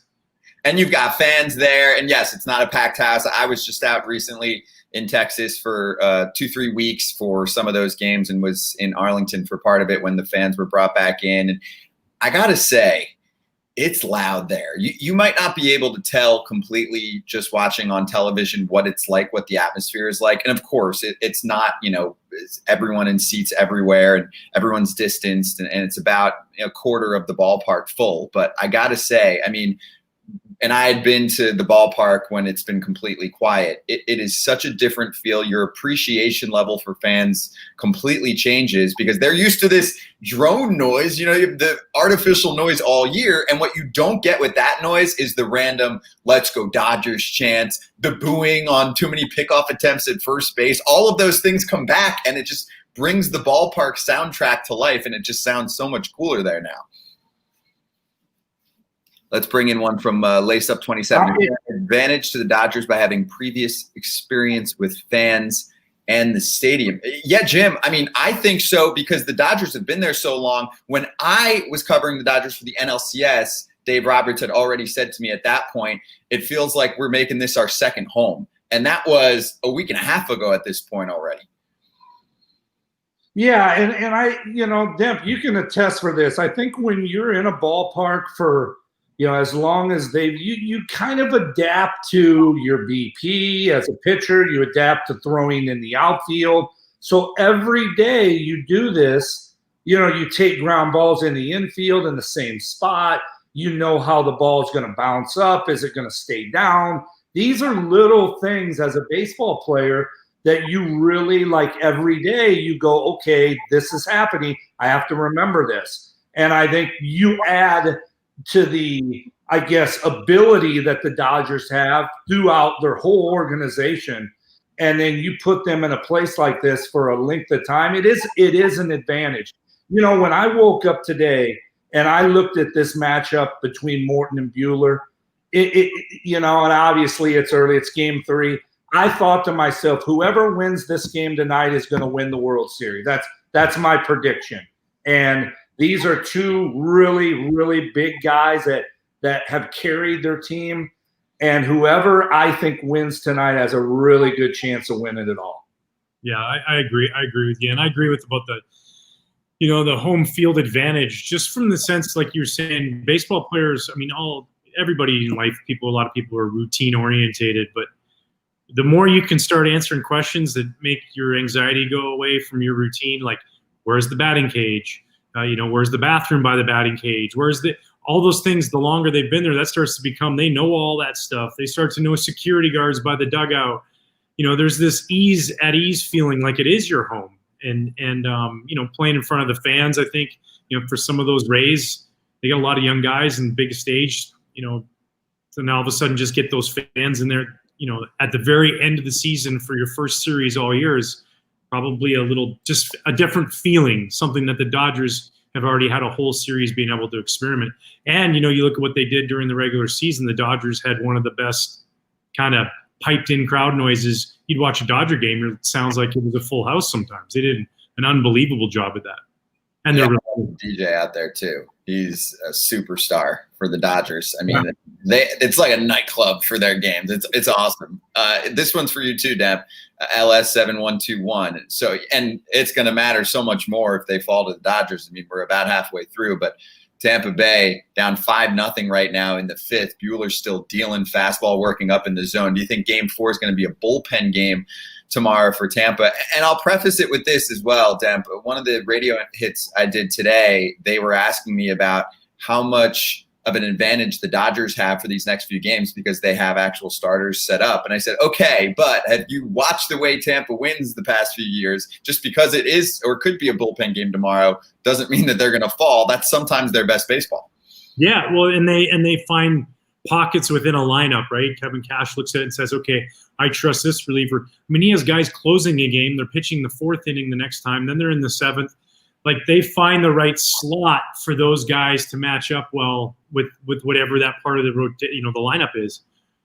The one thing that I just, instead of just automatically conceding that it's a bullpen game, I understand you don't have the big horses and guys aren't stretched out, but Alec Mills threw a no-hitter this year. You know what I mean? Guys, there's some guy that went 1-7. I'm not picking on anybody, but that one win, he might have dominated. In the other 7 starts, he wasn't very good. Like that happens throughout the course of the year. So if you got a starter that starts the game and he's dealing and they're not getting very competitive swings, maybe it doesn't turn into a bullpen day. Maybe it turns into a day we're just going to let this guy keep going. And I think you don't have a lot of time in playoff games and especially in World Series games to find out if your starter has it. But you can see if he does have it. And when he does have it, you just kind of let him go with it and get him as deep as possible before you hand it over. But they got a ton of horses down there, as we know. It looks like the Dodgers. So, fellas, I want to touch on that. I was watching the other day, and Buck Showalter, who I played for at the end of my career, and I loved Buck. Buck is a brilliant, wonderful manager, wonderful guy. And he made a great statement. He said, the scoreboard dictates how I'm going to manage. If I see a guy is dealing and they're not squaring him up, I'm going to let him go, and you watch the game and you watch guys at bats, you see how they're squaring balls up. And I think, I agree, Demp. I think if a guy is dealing, you kind of have to let him go to the point where you're smart about it. And then you go, okay, we're going to be smart here and then use our pen wisely. But if a guy's dealing, let him go until otherwise. And that's it was a great point by Buck, who I've always admired, and obviously he's been a wonderful manager for many years. Another guy, Lou Piniella, said that same thing, talking about managers, and he said, just like us as managers, we go to the bullpen to slow things down, to put a stop to something that's flowing. When things are going good, every time a manager walks out there and points to the bullpen, you risk that something can go wrong. When it's going good, you can't predict the future. We can look at all the numbers and say this matches up well, but right now, what we're seeing right now matches up really well. And maybe at the end of the day, that's that 7-inning start out of a starter you weren't suspecting, and you win the game. So anytime you start going, like, Jim, how many times in a lineup a team goes, oh yeah, finally we got him out of here. Bring in the fresh meat. I don't care if he's throwing 100. We can't get a hit off that guy. Bring in somebody else. And that's the truth. I think a lot of teams think that way. It's like the frustration when a guy's, shoving against you and you can't get anything going, just keeps mounting, and you just can't wait, for them to go like, oh, okay, somebody else. Perfect. I don't care. He throws 102. Bring it. Let's go. Hey, we got one from Kevin. Could Glasnow be available in relief in Game 4 or Game 5? What do you think? Do you bring someone like Glasnow back at some point over the weekend? And I think some of it's dictated on how the series carries, especially for a Game 5, Demp, if suddenly the Rays are down at that point, 3 games to 1. My only thing is I think he threw 112 pitches in 4 and a third. You're right. He did. He threw 112. He's not coming back early like that. And he's an asset. Maybe Game 5 in relief if you needed him. Otherwise, he's my Game 6 start. I just think that's just a lot to bank on somebody that you've already trying to, you want to make sure he stays healthy. That's a lot. That's 30 pitches, an inning. He's on 25 pitches an inning plus he's throwing. That's a lot, man. I think some people are thinking about the last few years.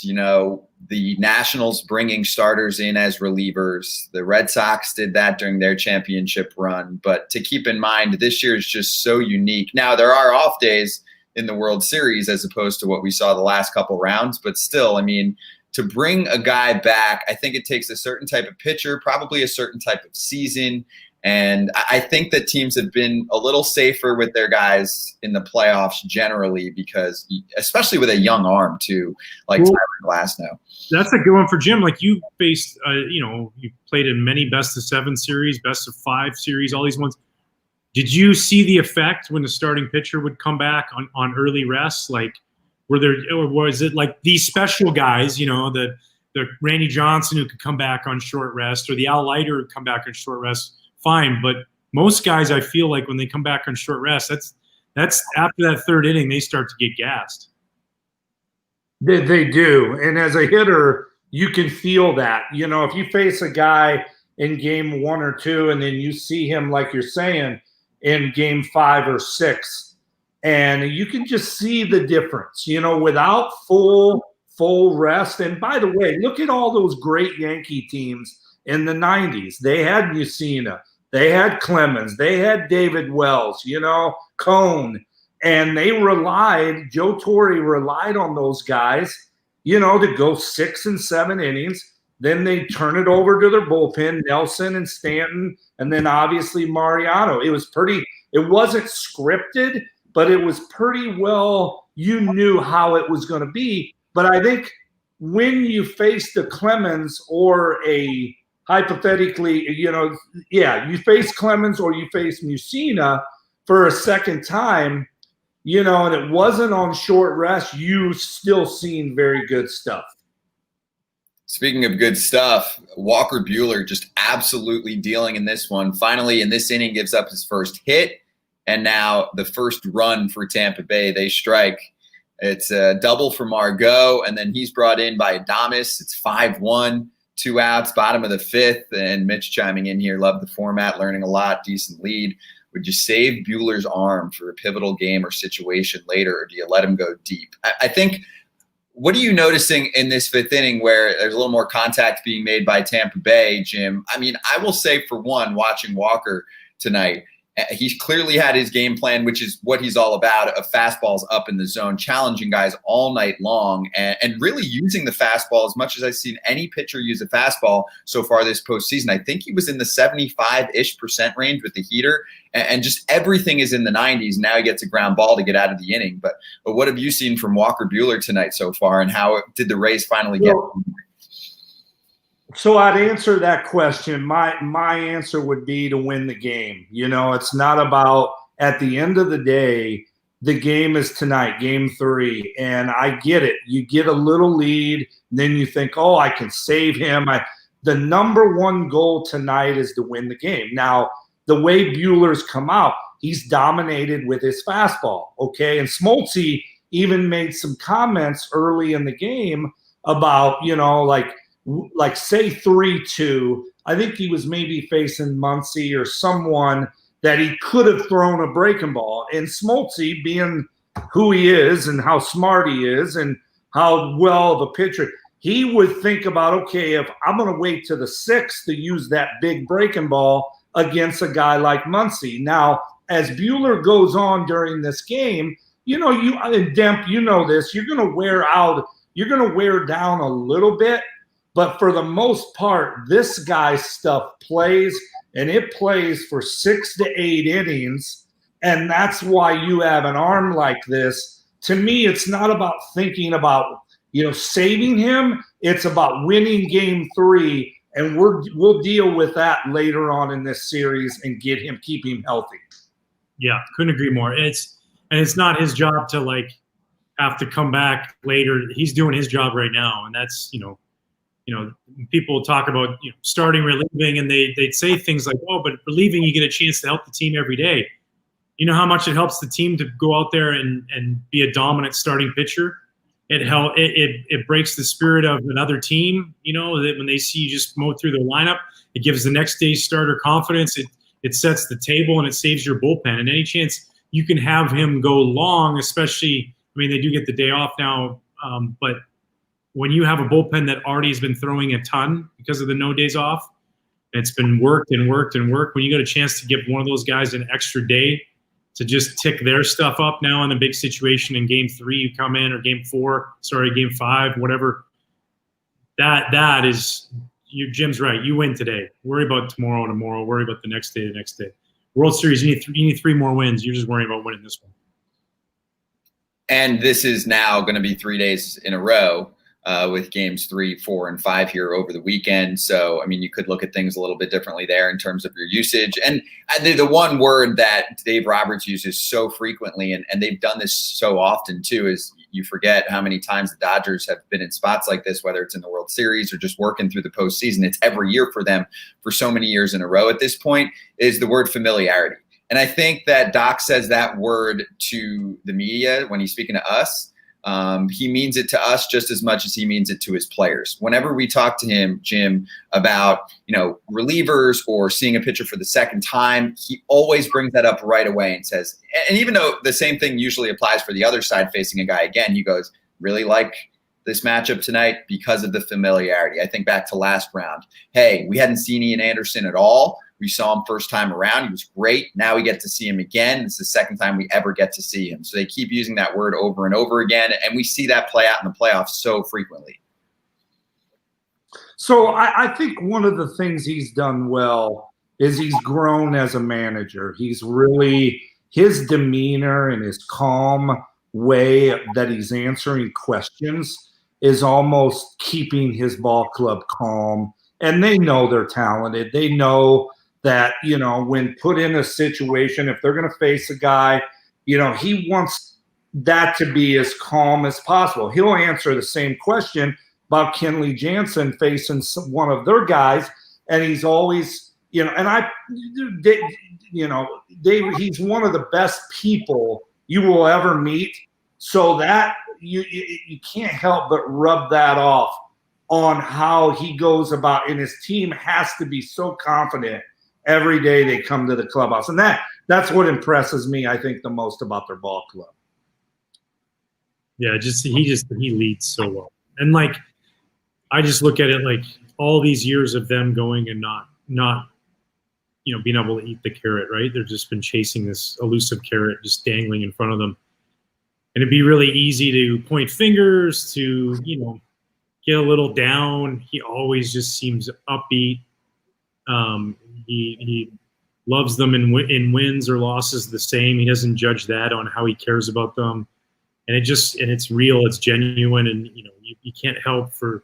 And the same on the other side with Kevin Cash, you can see the way these guys play for him, and it shows you just too, like, the evolution, I think, of managers, and they, at the end of the day, they are managing the game, and they have coaches there that are helping them. It's how they manage their people and the people as human beings, and Dave probably does as good a job as anybody at that. And there's 2 things I feel like that make it difficult. And hello, Alex. Jim, Alex says hello to you there. What's going on? 2 things that I think stand out too with Doc's job is, one, and it's been a little bit easier this year, but managing the lineup when you do have that kind of depth and having to tell guys every single day, hey, you're not playing today. Hey, you're sitting. I mean, when you're a team that's that good, you have to constantly be texting with guys and communicating, and yet being encouraging when there's some players that are on a bench for the Dodgers that could be starting on just about any other ball club. So that's tough. And then what else is tough to me is the fact that, you look at these 2 teams, Tampa Bay, this is their first experience in the World Series in a long time. I mean, they haven't been in the World Series since 2008. None of the players from that team, of course, were here, and most of these players on this Rays team do not have World Series experience. The Dodgers have been to the playoffs 8 years in a row, winning division titles. They've also been to the World Series now for a 3rd year out of 4 or 5. So on one side, and Alex Wood talked to us a little bit about it, he didn't say the word jaded, but it's difficult when you've been in so many of these spots. It's both a blessing and a curse because the pressure's on. You have the experience of being in these big moments, but you haven't gotten over the hump here. So Dave's working with a lot with this Dodger team on a yearly basis. A lot. It really, and the expectations. You got one of the highest payrolls in the league, at times the highest. Mm-hmm. And then, to constantly come up short. And And that just shows you how hard it is to win a World Series. You can have great leadership, great team, great teammates, great starting pitching, great players, and still come up short. And, they've been so close so many times. And, and then, like I said, you just watch them continuously handle it all, handle the failure so well, you can't help but not kind of pull for somebody to continue to have success because of how they handle that. It's like not yelling at reporters. He's not kicking and screaming when they lose. It's just like, all right, here we go. We got this. And, the results are playing out on the field. Me 1064. Big difference playing indoor versus outdoor besides the weather. Jim, what was your experience with inside versus outside baseball? Well, I mean, Demp, you can probably attest. We live in Chicago, so for me, like, it's into the 30s tonight, and all them years in Cleveland and playing in cold weather, October baseball. I have to say, I know this is comfortable to be able to shut the roof, but personally, I like the element of cold weather. I like, to me, that's kind of what October baseball is about, that 40s, at times you get into the 30s and you got to fight and get a run, like Austin Barnes bunted for an RBI. Those are the little things in October that means so much. And then you get a guy like Bueller who's dealing tonight. If he's in cold weather, trust me, it's really hard to hit that. You got a guy throwing 96 to 100 on your hands at 30 to 40 degree temps. That's it can become very tough. So but on the reverse end, I think it becomes equal playing indoors in an environment like in Texas where they're in this beautiful new stadium, and I think it's on the reverse end. It's kind of good on that end for this year. Yeah, I'm an outdoor, me. I mean, let's play on a hockey rink if we can. Yeah, the outdoor are in on the hitter's hands. Plus I don't know why I just felt like, a lot of the indoor ballparks, although they play true dimension wise, sometimes I felt like in Toronto with the roof closed, it was like I felt like I was like throwing the ball and like looking at the ball and then looking at the hitter like, oh, you can see it that clear too. It's like they're just in their chops for you to throw it in there. There's something about some of those, those indoor stadiums now that you have the retractable roof. It's a little bit better. Yeah, those elements. Here's one from Barnes over the wall. He's bunting 1 minute, and then he's going deep the next. There you go. Sacrificing yourself for the betterment of the team. Talk about pressing the right button, too. Baseball gods will reward you when you do good things. It's the truth. They reward you. Yes. If you look back in the playoffs, Austin Barnes doesn't usually start this game. Walker Bueller worked with him last game, though, and that was the best we saw from Bueller in the postseason.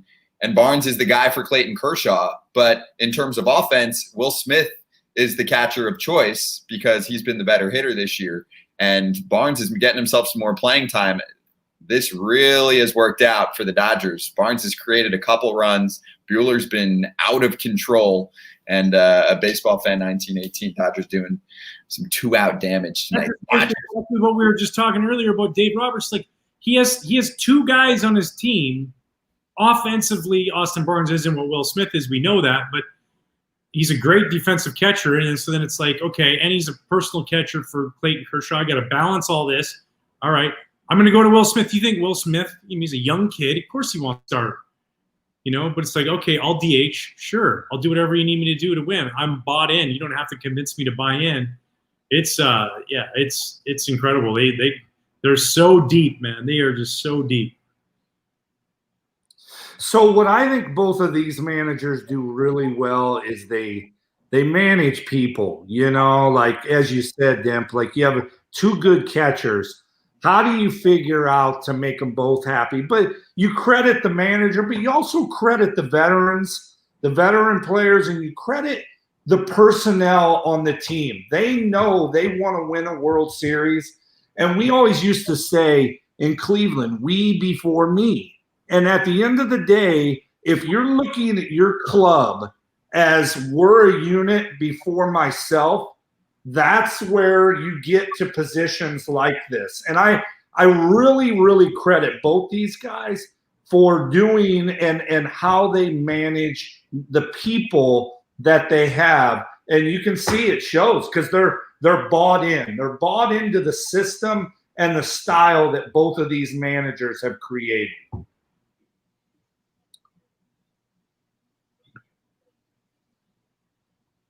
Mitchell, Rays look scared. I don't know about that. I mean, I'd also like to remind everyone that we saw plenty of comments. We saw a lot of, oh, the Dodgers are just such a better team. They're dominating in game 1. And then what happened in game 2?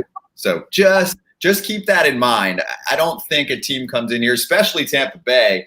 If anything, I don't want to say they're playing with house money, but it's a young team that comes in excited. They've been having as much fun as I've seen from any ball club all year, just having a blast with each other, the dance parties, the whole 9 yards. So I definitely wouldn't say a team comes into a postseason like this playing scared. Walker Bueller's been great, but still just keep that in mind. They can easily bounce back in the next one. How important is it for this Dodger team that someone like Mookie Betts actually has won in the clubhouse, not just on the field? And Demp, I mean, that was what I heard the most when I was out there about Mookie Betts was the dynamic factor that comes with him not just having to hit home runs. Every single style of baseball in the postseason fits to Mookie Betts and base running and excellent defensive plays. And I saw him, I'm at the park, so you're not seeing all these shots sometimes. The amount of times I see him whisper to a teammate right before he's about to go at bat, say something to him in the dugout. I mean, he's like an extra coach. JD Martinez did some of that for the Boston Red Sox when they won a few years ago, and they talked about that impact. I see Mookie doing some of that when I was out there.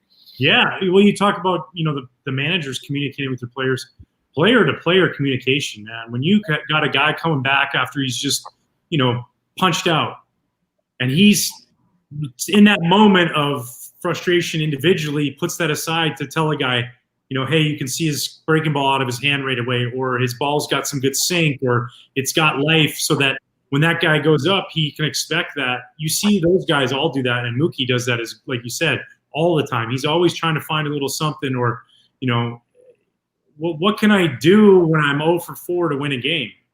And it starts to become contagious. You want to be the guy that's doing that and making the play in the outfield, or doing the right base running thing, getting a good jump on a ball, just wreaking havoc. He just wreaks havoc. I mean, being there before, these guys have all been there before. I mean, sure, having that pedigree, but how he plays is like, you can't help. Like, as a pitcher, you're shagging BP and you're like, I want to rob some balls like Mookie did. You start to like push yourself in batting practice that just pushes yourself to be a better pitcher. Because like this guy's like setting the example as your $350 man, like $50 million man. He's not like, I'm good. Plus he got free tacos 2 out of the last 3 years from all of America. I mean, this guy, I got my Doritos Locos. Thank you, Mookie Betts. We made quesadillas last night just because of Mookie Betts. I mean, he just got us in that mood, It's Fast Food Friday at the Dempster household. Absolutely. So, Jim, I want to finish on the Barnes topic too, and I'll actually bring this up to anyone that's watching. Betts knows there are no more free. Exactly, no more free tacos. Well, don't tell him that until about a week from now. But Jim, I mean, and I want to ask this to everyone. Let us know. Give us some comments. Would today's game and on a pitching and a hitting standpoint change the way that you construct your lineup in terms of your catching situation? I'm not saying Austin Barnes catches the rest of the series, because Will Smith does a nice job behind the plate, and I don't think you want to wear out either catcher. But I wonder if Austin Barnes starts more than just the game for Clayton Kershaw in this series, if there's another game with those two. I wonder if he sneaks in 1 or 2 more starts based on what we've seen from him recently at the plate. And also just, I mean, the pitchers have been on another level with him recently. Yeah. I mean, in a way, I think you almost have to think about it. He's swinging the bat well, which, you guys know this. Like you'll get hot. You may get hot for 2, 3, 4 games. I mean, if he can stay hot for 2 more games, that benefits the Dodgers. And the other thing is, you're not really losing Will Smith. Will Smith remains a big bat in your lineup. So it's possible. I think they have to think about this because of the night now that Austin Barnes has had. And we go back to being unselfish. We go back to the way now, this is where these managers have a job to do, is now how do you manage people, but how do you manage what's best for the organization as well now moving forward in the next 3 games that can put the Dodgers in a wonderful position. So, these are the things that Dave Roberts now has to think about and sit down with his coaching staff and figure this all out. Yeah, and I think too, I totally agree with you. And I think, what a luxury that they have, and to be able to have both guys in the lineup. If something happens to Austin Barnes, you can slip Will Smith in the catch, because Dave Roberts is a National League manager. He's completely familiar with everything that he has to do as far as double switches and pinch hits. He's managed at that highest level at that speed to be able. That's nothing for him. And then on top of it, if something was to happen to either of those guys, you just quietly have a Max Muncy sitting over there at first base who played big league catcher. So, you just have like this, once again, depth that is unmatched by most teams in baseball. So if I'm Walker Bueller, Demp, and this is coming from someone who clearly has never pitched a major league game, I know Walker to an extent and what his personality's like, but I'm going, okay, I looked better than ever in my last start in the NLCS. I look even better than that tonight, or at least just as good. And I've had Barnes for these last 2. So, hey, Skip, would love to have Smith in the lineup at DH and Barnes catch me one more time, even if more of it has to do with the fact that Bueller's feeling better from the blister and he's just feeling it and clicking in terms of what he's bringing to the table. Isn't there some type of tradition, superstitious stuff going on here too? You don't even have to ask. Because Dave Roberts will come up to him next day and be like, wow, man, you and AB, you and Barnes are sure are grooving, huh? That was fun. And then you just go, oh, man, absolutely. Okay, cool. That makes up my mind real easy. He's such a good manager. He doesn't put his player in the position to even have to ask. He goes and reconfirms what he's seeing with his own eyes and just says, all right, that happened with us in 2013. Rossi, kind of out of nowhere, Salty was our guy. Rossi was in his basement, with post-concussion syndrome, middle of the season, couldn't be in daylight. And next thing you know, he came back and then caught a little in the playoffs, and Salty caught most of the ALCS. And then World Series time came, and John Farrell was like, hey, our pitchers are throwing really well to David Ross, and not that they can't to Salty, but we're just going to go with this. And he stuck with it, and we wrote it to a World Series title. So, you're always making adjustments. It doesn't matter if it's the 10th game of the season or game, 162 or what, or 60 or in the game 7 of the World Series, whatever. You're always looking to make those adjustments, and right now he's pushing the right buttons. Ride the hot hand, stick with what's working for you. Daniel, I think Tampa is pretty poised from their experiences, losing that 3-0 lead in the ALCS. Bad night, but the beautiful thing for them, this only counts for one game. Agreed. I think absolutely. And at this point, Jim, just to be realistic with where the score's at, and the fact that you do have games tomorrow and then the next day, if you're Tampa Bay, it's a pretty easy decision. Kevin Cash isn't using his best guys, his highest leverage. They're all really good out of the bullpen, but he's not using his top 3 or 4 if the score looks like this for the next few innings. No, Kevin, he knows. He's got a game plan, and, it's like we talked earlier as a hitter. If you have a game plan and you go down, with your best or with what your thinking is, depending the situation, I think Kevin Cash knows that, he's still going to try to get back in this game. They're not giving up, obviously, but he's going to save some of his horses when he needs them. And he'll see how this all plays out here. It's only the 6th inning and things can happen. You get a couple hits, you get a bloop, a blast, you're right back in it. You can't stop managing, but you have to just, as Buck said, the scoreboard will dictate how you manage the game. And that's what I think both of these guys do extremely well. Yeah, and you ride up that Walker Bueller pitch count. And just like Dem said earlier, I don't care who's throwing after him. He's throwing 100, whatever it is. I'll take anybody but this guy right now. I mean, it's completely working for him. He's working so much up in the zone with the fastball. It's a lot of what we talk about with some of the modern pitchers. I mean, the last crew that was on talking about Tyler Glasnow's transformation and how he's just become, hopefully maybe a third pitcher him eventually, but such a high fastball curve low in the zone. And Bueller is just absolutely feeling the fastball. He's got that rise. And sometimes when I use that word, Demp, when I'm calling a game, someone will send me something on social media being like, a baseball can't actually rise. And I was like, yes, I understand that. It is a perceived fastball that's up in the zone that doesn't drop the same way. And he's one of the best in the biz and actually goes with some off-speed stuff there. And it hangs and Meadows knocks it into right. So maybe this is the start of something for Tampa Bay. But what makes that special? It wasn't a bad pitch right there, by the way. It was just a bad location. So the 2-1 pitch previously, he threw him a breaking ball and he rolled it over, pulled it foul.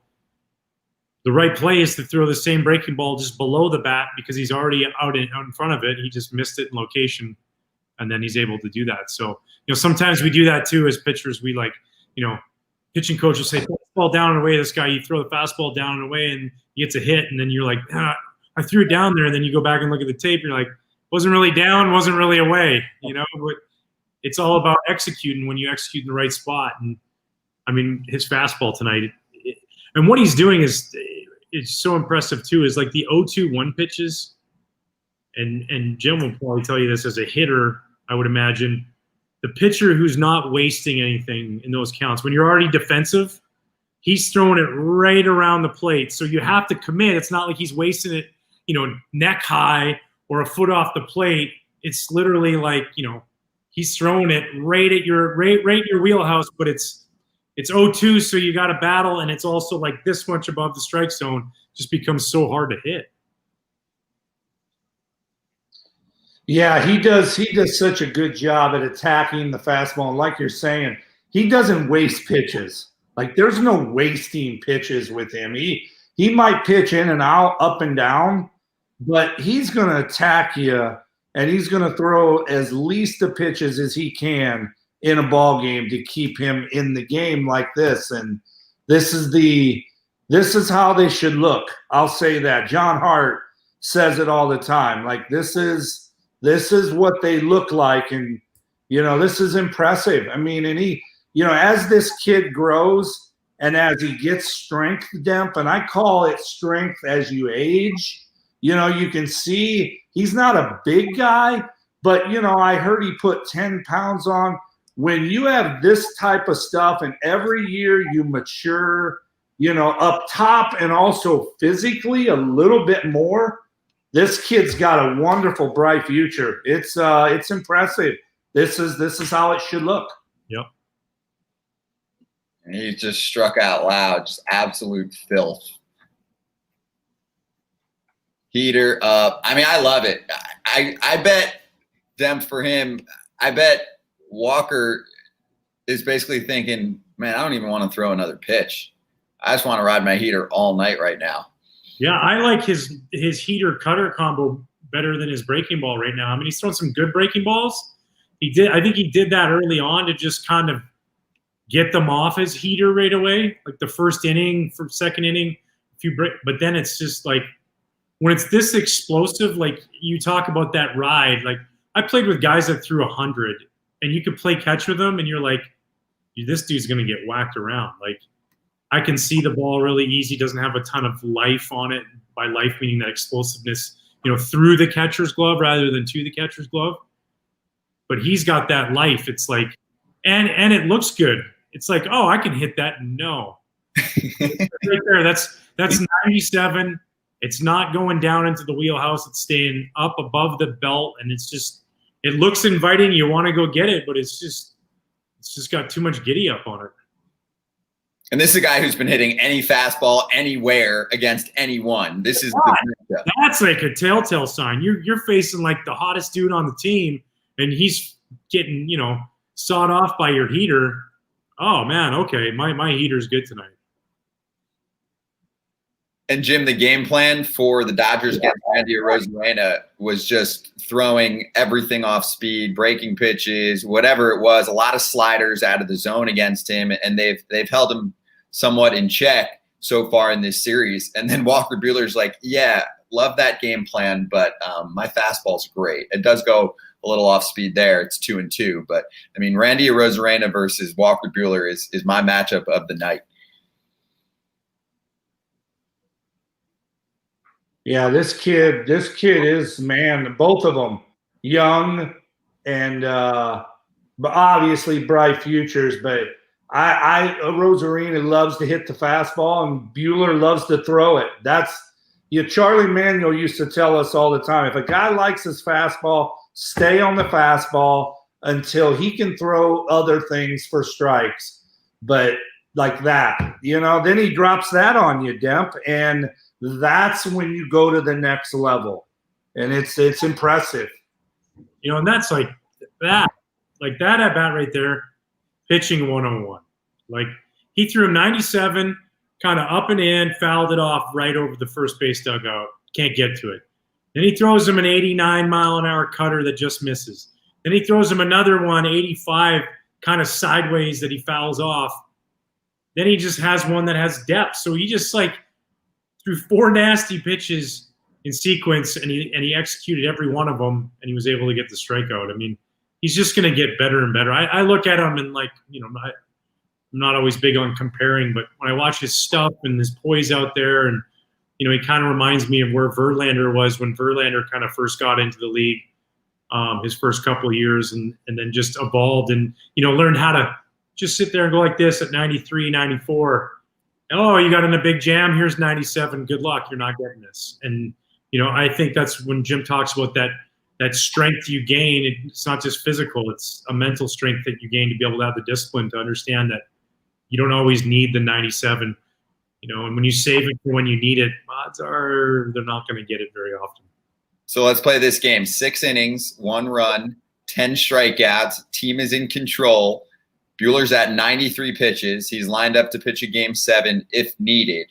And keeping in mind that he's had a blister, he actually has not worked too deep into games this season. His season started a little bit behind as well because he was just one of those guys that didn't time himself out. And not to his fault at all, just didn't know when the season was going to start back up. So I had to start a little bit slow. So with all that being said, Jim, you first. So is this it for Walker Buehler? Do you ride the bullpen for a few innings and say, hey, save it up for game 7, or do you give him one more? I let him go one more. Yeah. And I would ask Demp this. So he's at how many pitches right now? 93? Yep.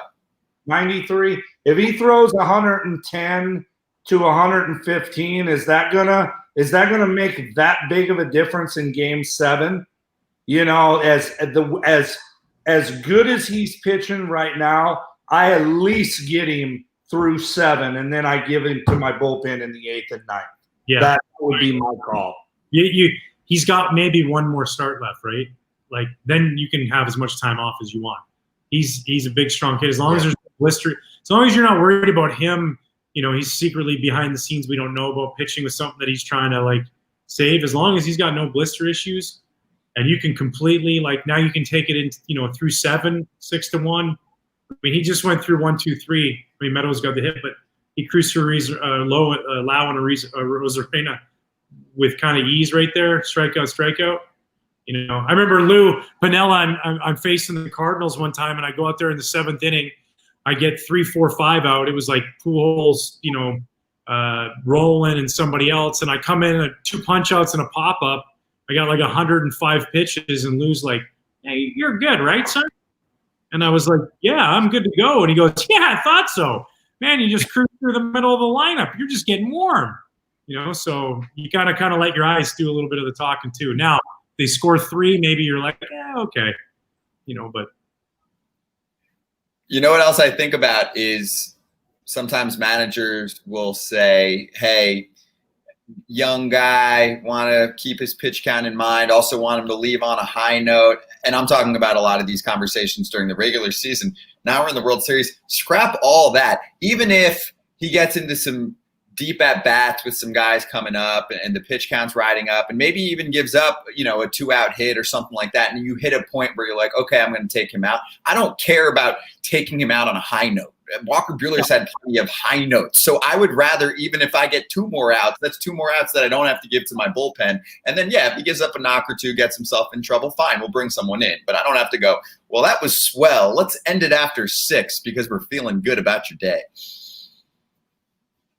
Walker Bueller's probably thinking, I want to go 8. Hold on, man. Let me go have a 6-pitch inning real quick and then 3 more. I got a few hitters in me. Hey, Jim, you mentioned the weight. So, and like you said, I mean, he's added 10 pounds or so. He's maturing. I mean, he's still pretty young. So he's adding some good weight to the body to get even stronger.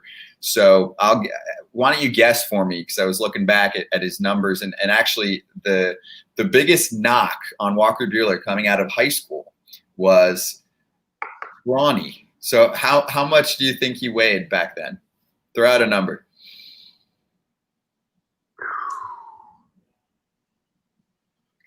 What is he? I'm gonna go. Is he 6'4"? I believe so. I'll double.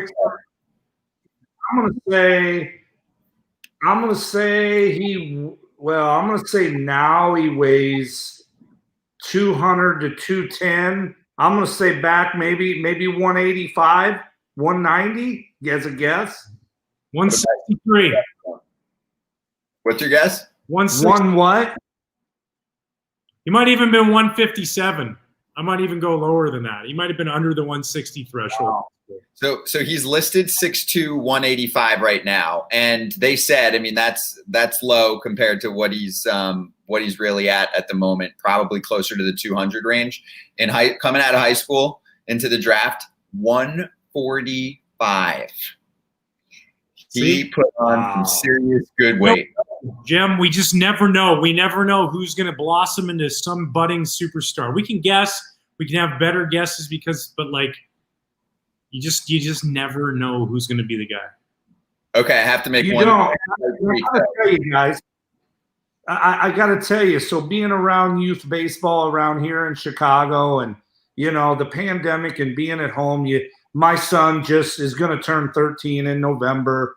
And I see it with kids, they have so much talent and, everybody's like, well, they got to get bigger. They got to get stronger. I think we need to let that process be, teach them good fundamental baseball. And just when that happens, it happens different for everybody. Everybody's not going to be the biggest kid. And what I love about baseball, you look at Mookie Betts, you look at Altuve. These guys have great heart, and I tell young kids all the time, if you love to play the game and we work on the things that you want to work on and you try to improve your game and your craft, all that stuff will figure itself out later on. We all have a different path. Mm-hmm. And it's that's what I love most about baseball is you don't have to be the biggest guy in the room to be a really good player. Yep. Altuve's, Pedroia's all over the game. So, and I wanted to just get this in there just to bring in the weight progression. 145 in high school, and then, of course, goes to Vanderbilt. Drafted in 2015 at 170, and now he's close to the 200 range. So, and there you see the line if you're watching right now with a 6 innings, 1 run, 10 strikeouts. He's chatting with everyone, and he'll do that on his days. He's not the Clayton Kershaw that doesn't talk to a single soul basically at the ballpark when he's pitching. Is he done though, or does it look like he's still going? That looked done to me. That looked like hoodie on. Sitting, the camera's going to be on. You're getting some dig me time. Get mom and dad to see you back home. Yeah. Yep. So that's it. All right. That's a done. Yeah. Scotty, would you leave him in or would you take him out? So, I would have left him in and gone batter to batter. I would love to steal another batter or two. Now, without being inside there and knowing, hey, maybe not that Walker's going to say I'm done, but maybe they're being cautious about the blister, for example. It's still a thing. And the way, when I was out there, the way that they described it to us was this is going to be a thing for the rest of the postseason, no matter what. It's something we're monitoring. It's not going to completely heal until the offseason. So with that in mind, that's why, if you remember at the beginning of the postseason, he was going in the 4-inning range. It looked like you didn't know if he was going to be more than a 4-inning guy. And part of that is they just don't want that blister to get too hot, even with all the remedies and whatever's on it.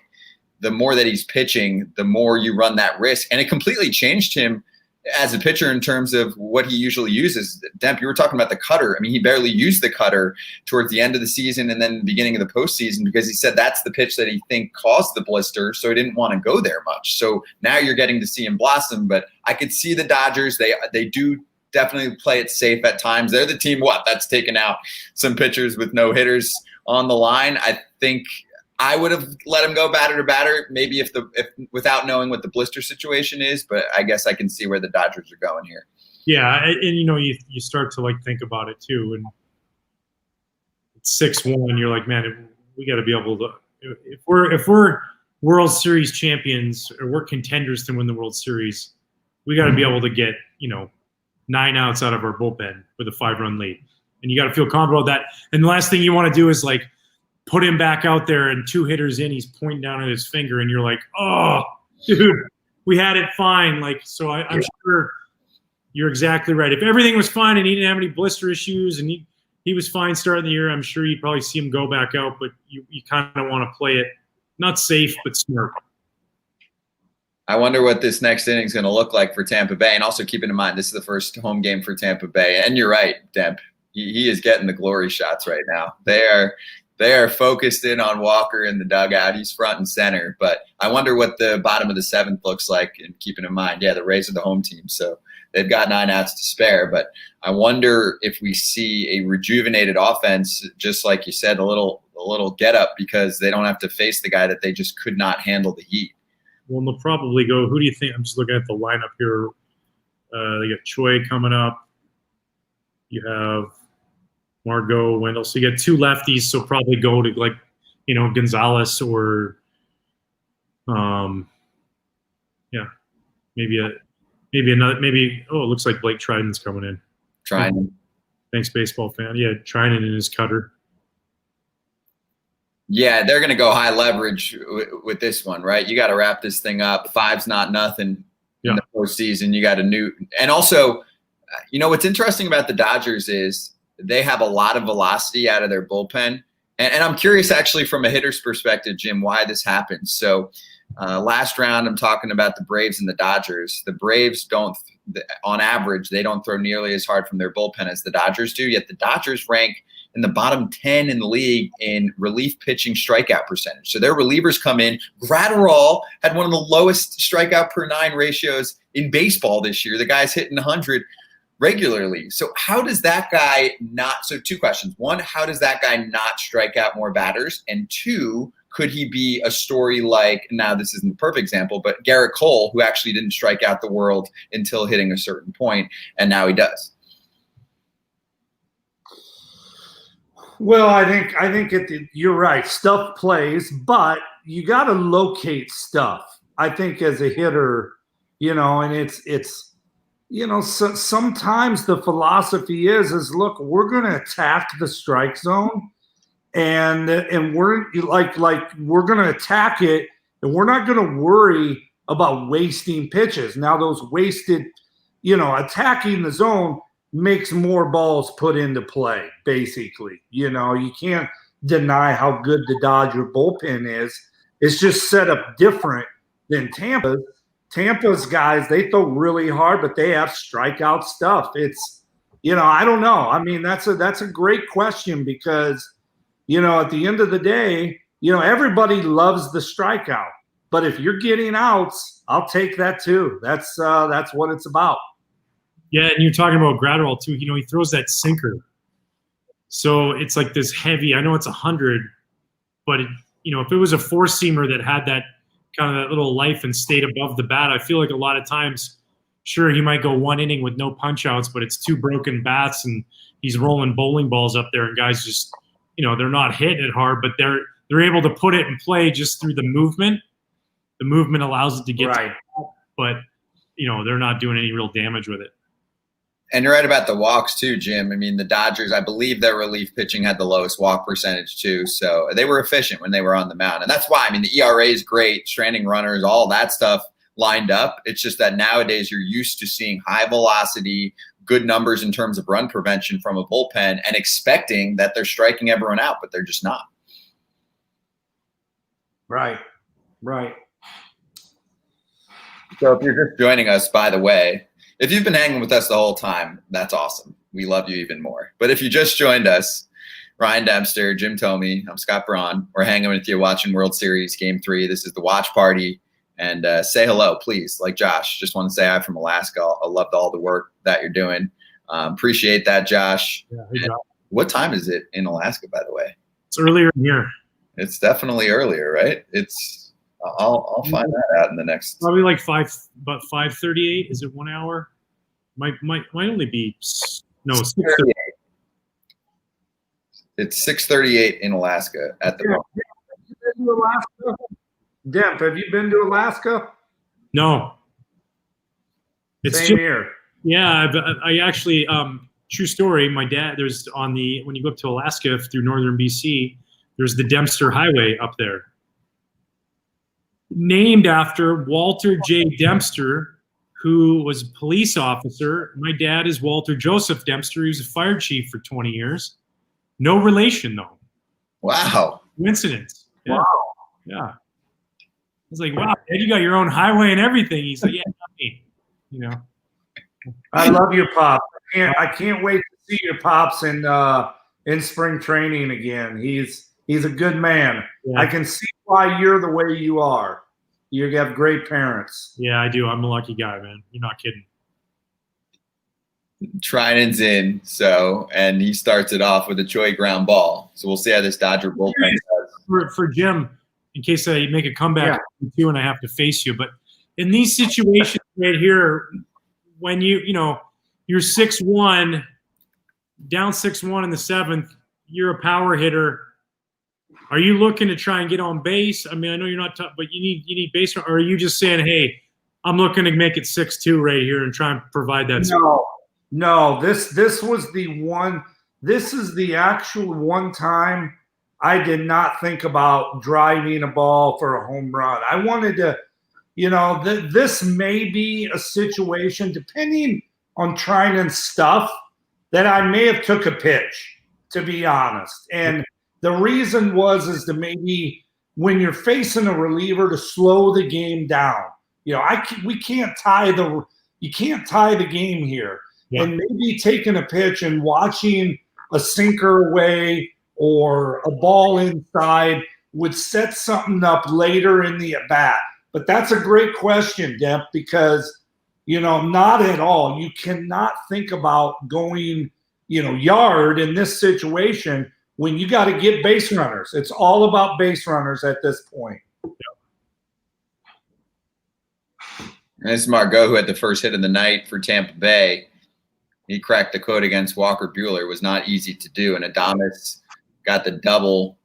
That was the only run we've seen from Tampa Bay so far tonight. And we'll see what the script looks like for the Dodgers. I wonder if Kenley Jansen is the guy in the ninth inning. If this stays a 5-run game, I would think that they use Kenley in a spot like this. Now, you remember he did end the game, I'm going to forget.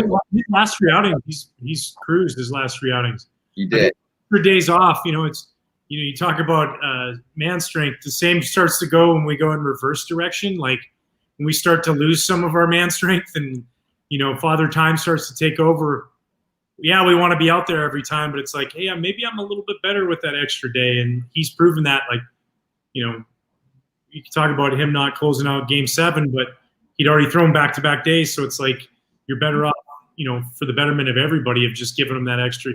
Every extra day he gets, his stuff ticks up just a little bit. And for him, a mile an hour or 2 miles an hour is like another guy's 4 or 5.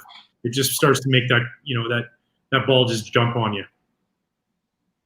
So Demp, I have a question. If you were the closer here as Jansen, would you want in this game if it was a 4-run lead, or would you rather take the extra day you'd want in this game tonight? Yeah, the only scenario, and you probably can't even be thinking about this, is like you're like, okay, I pitched tonight, and then if I pitch tomorrow, that's 2 in a row, and then we get to, we sit there, we get up 3-1, and I'm like, wait a second, this is gonna be 3 days in a row, and it's a 1-run game, and I don't get to pitch, and I've been to all these World Series, and I want to be he wants them to win first and foremost. He's proven that he's a team guy.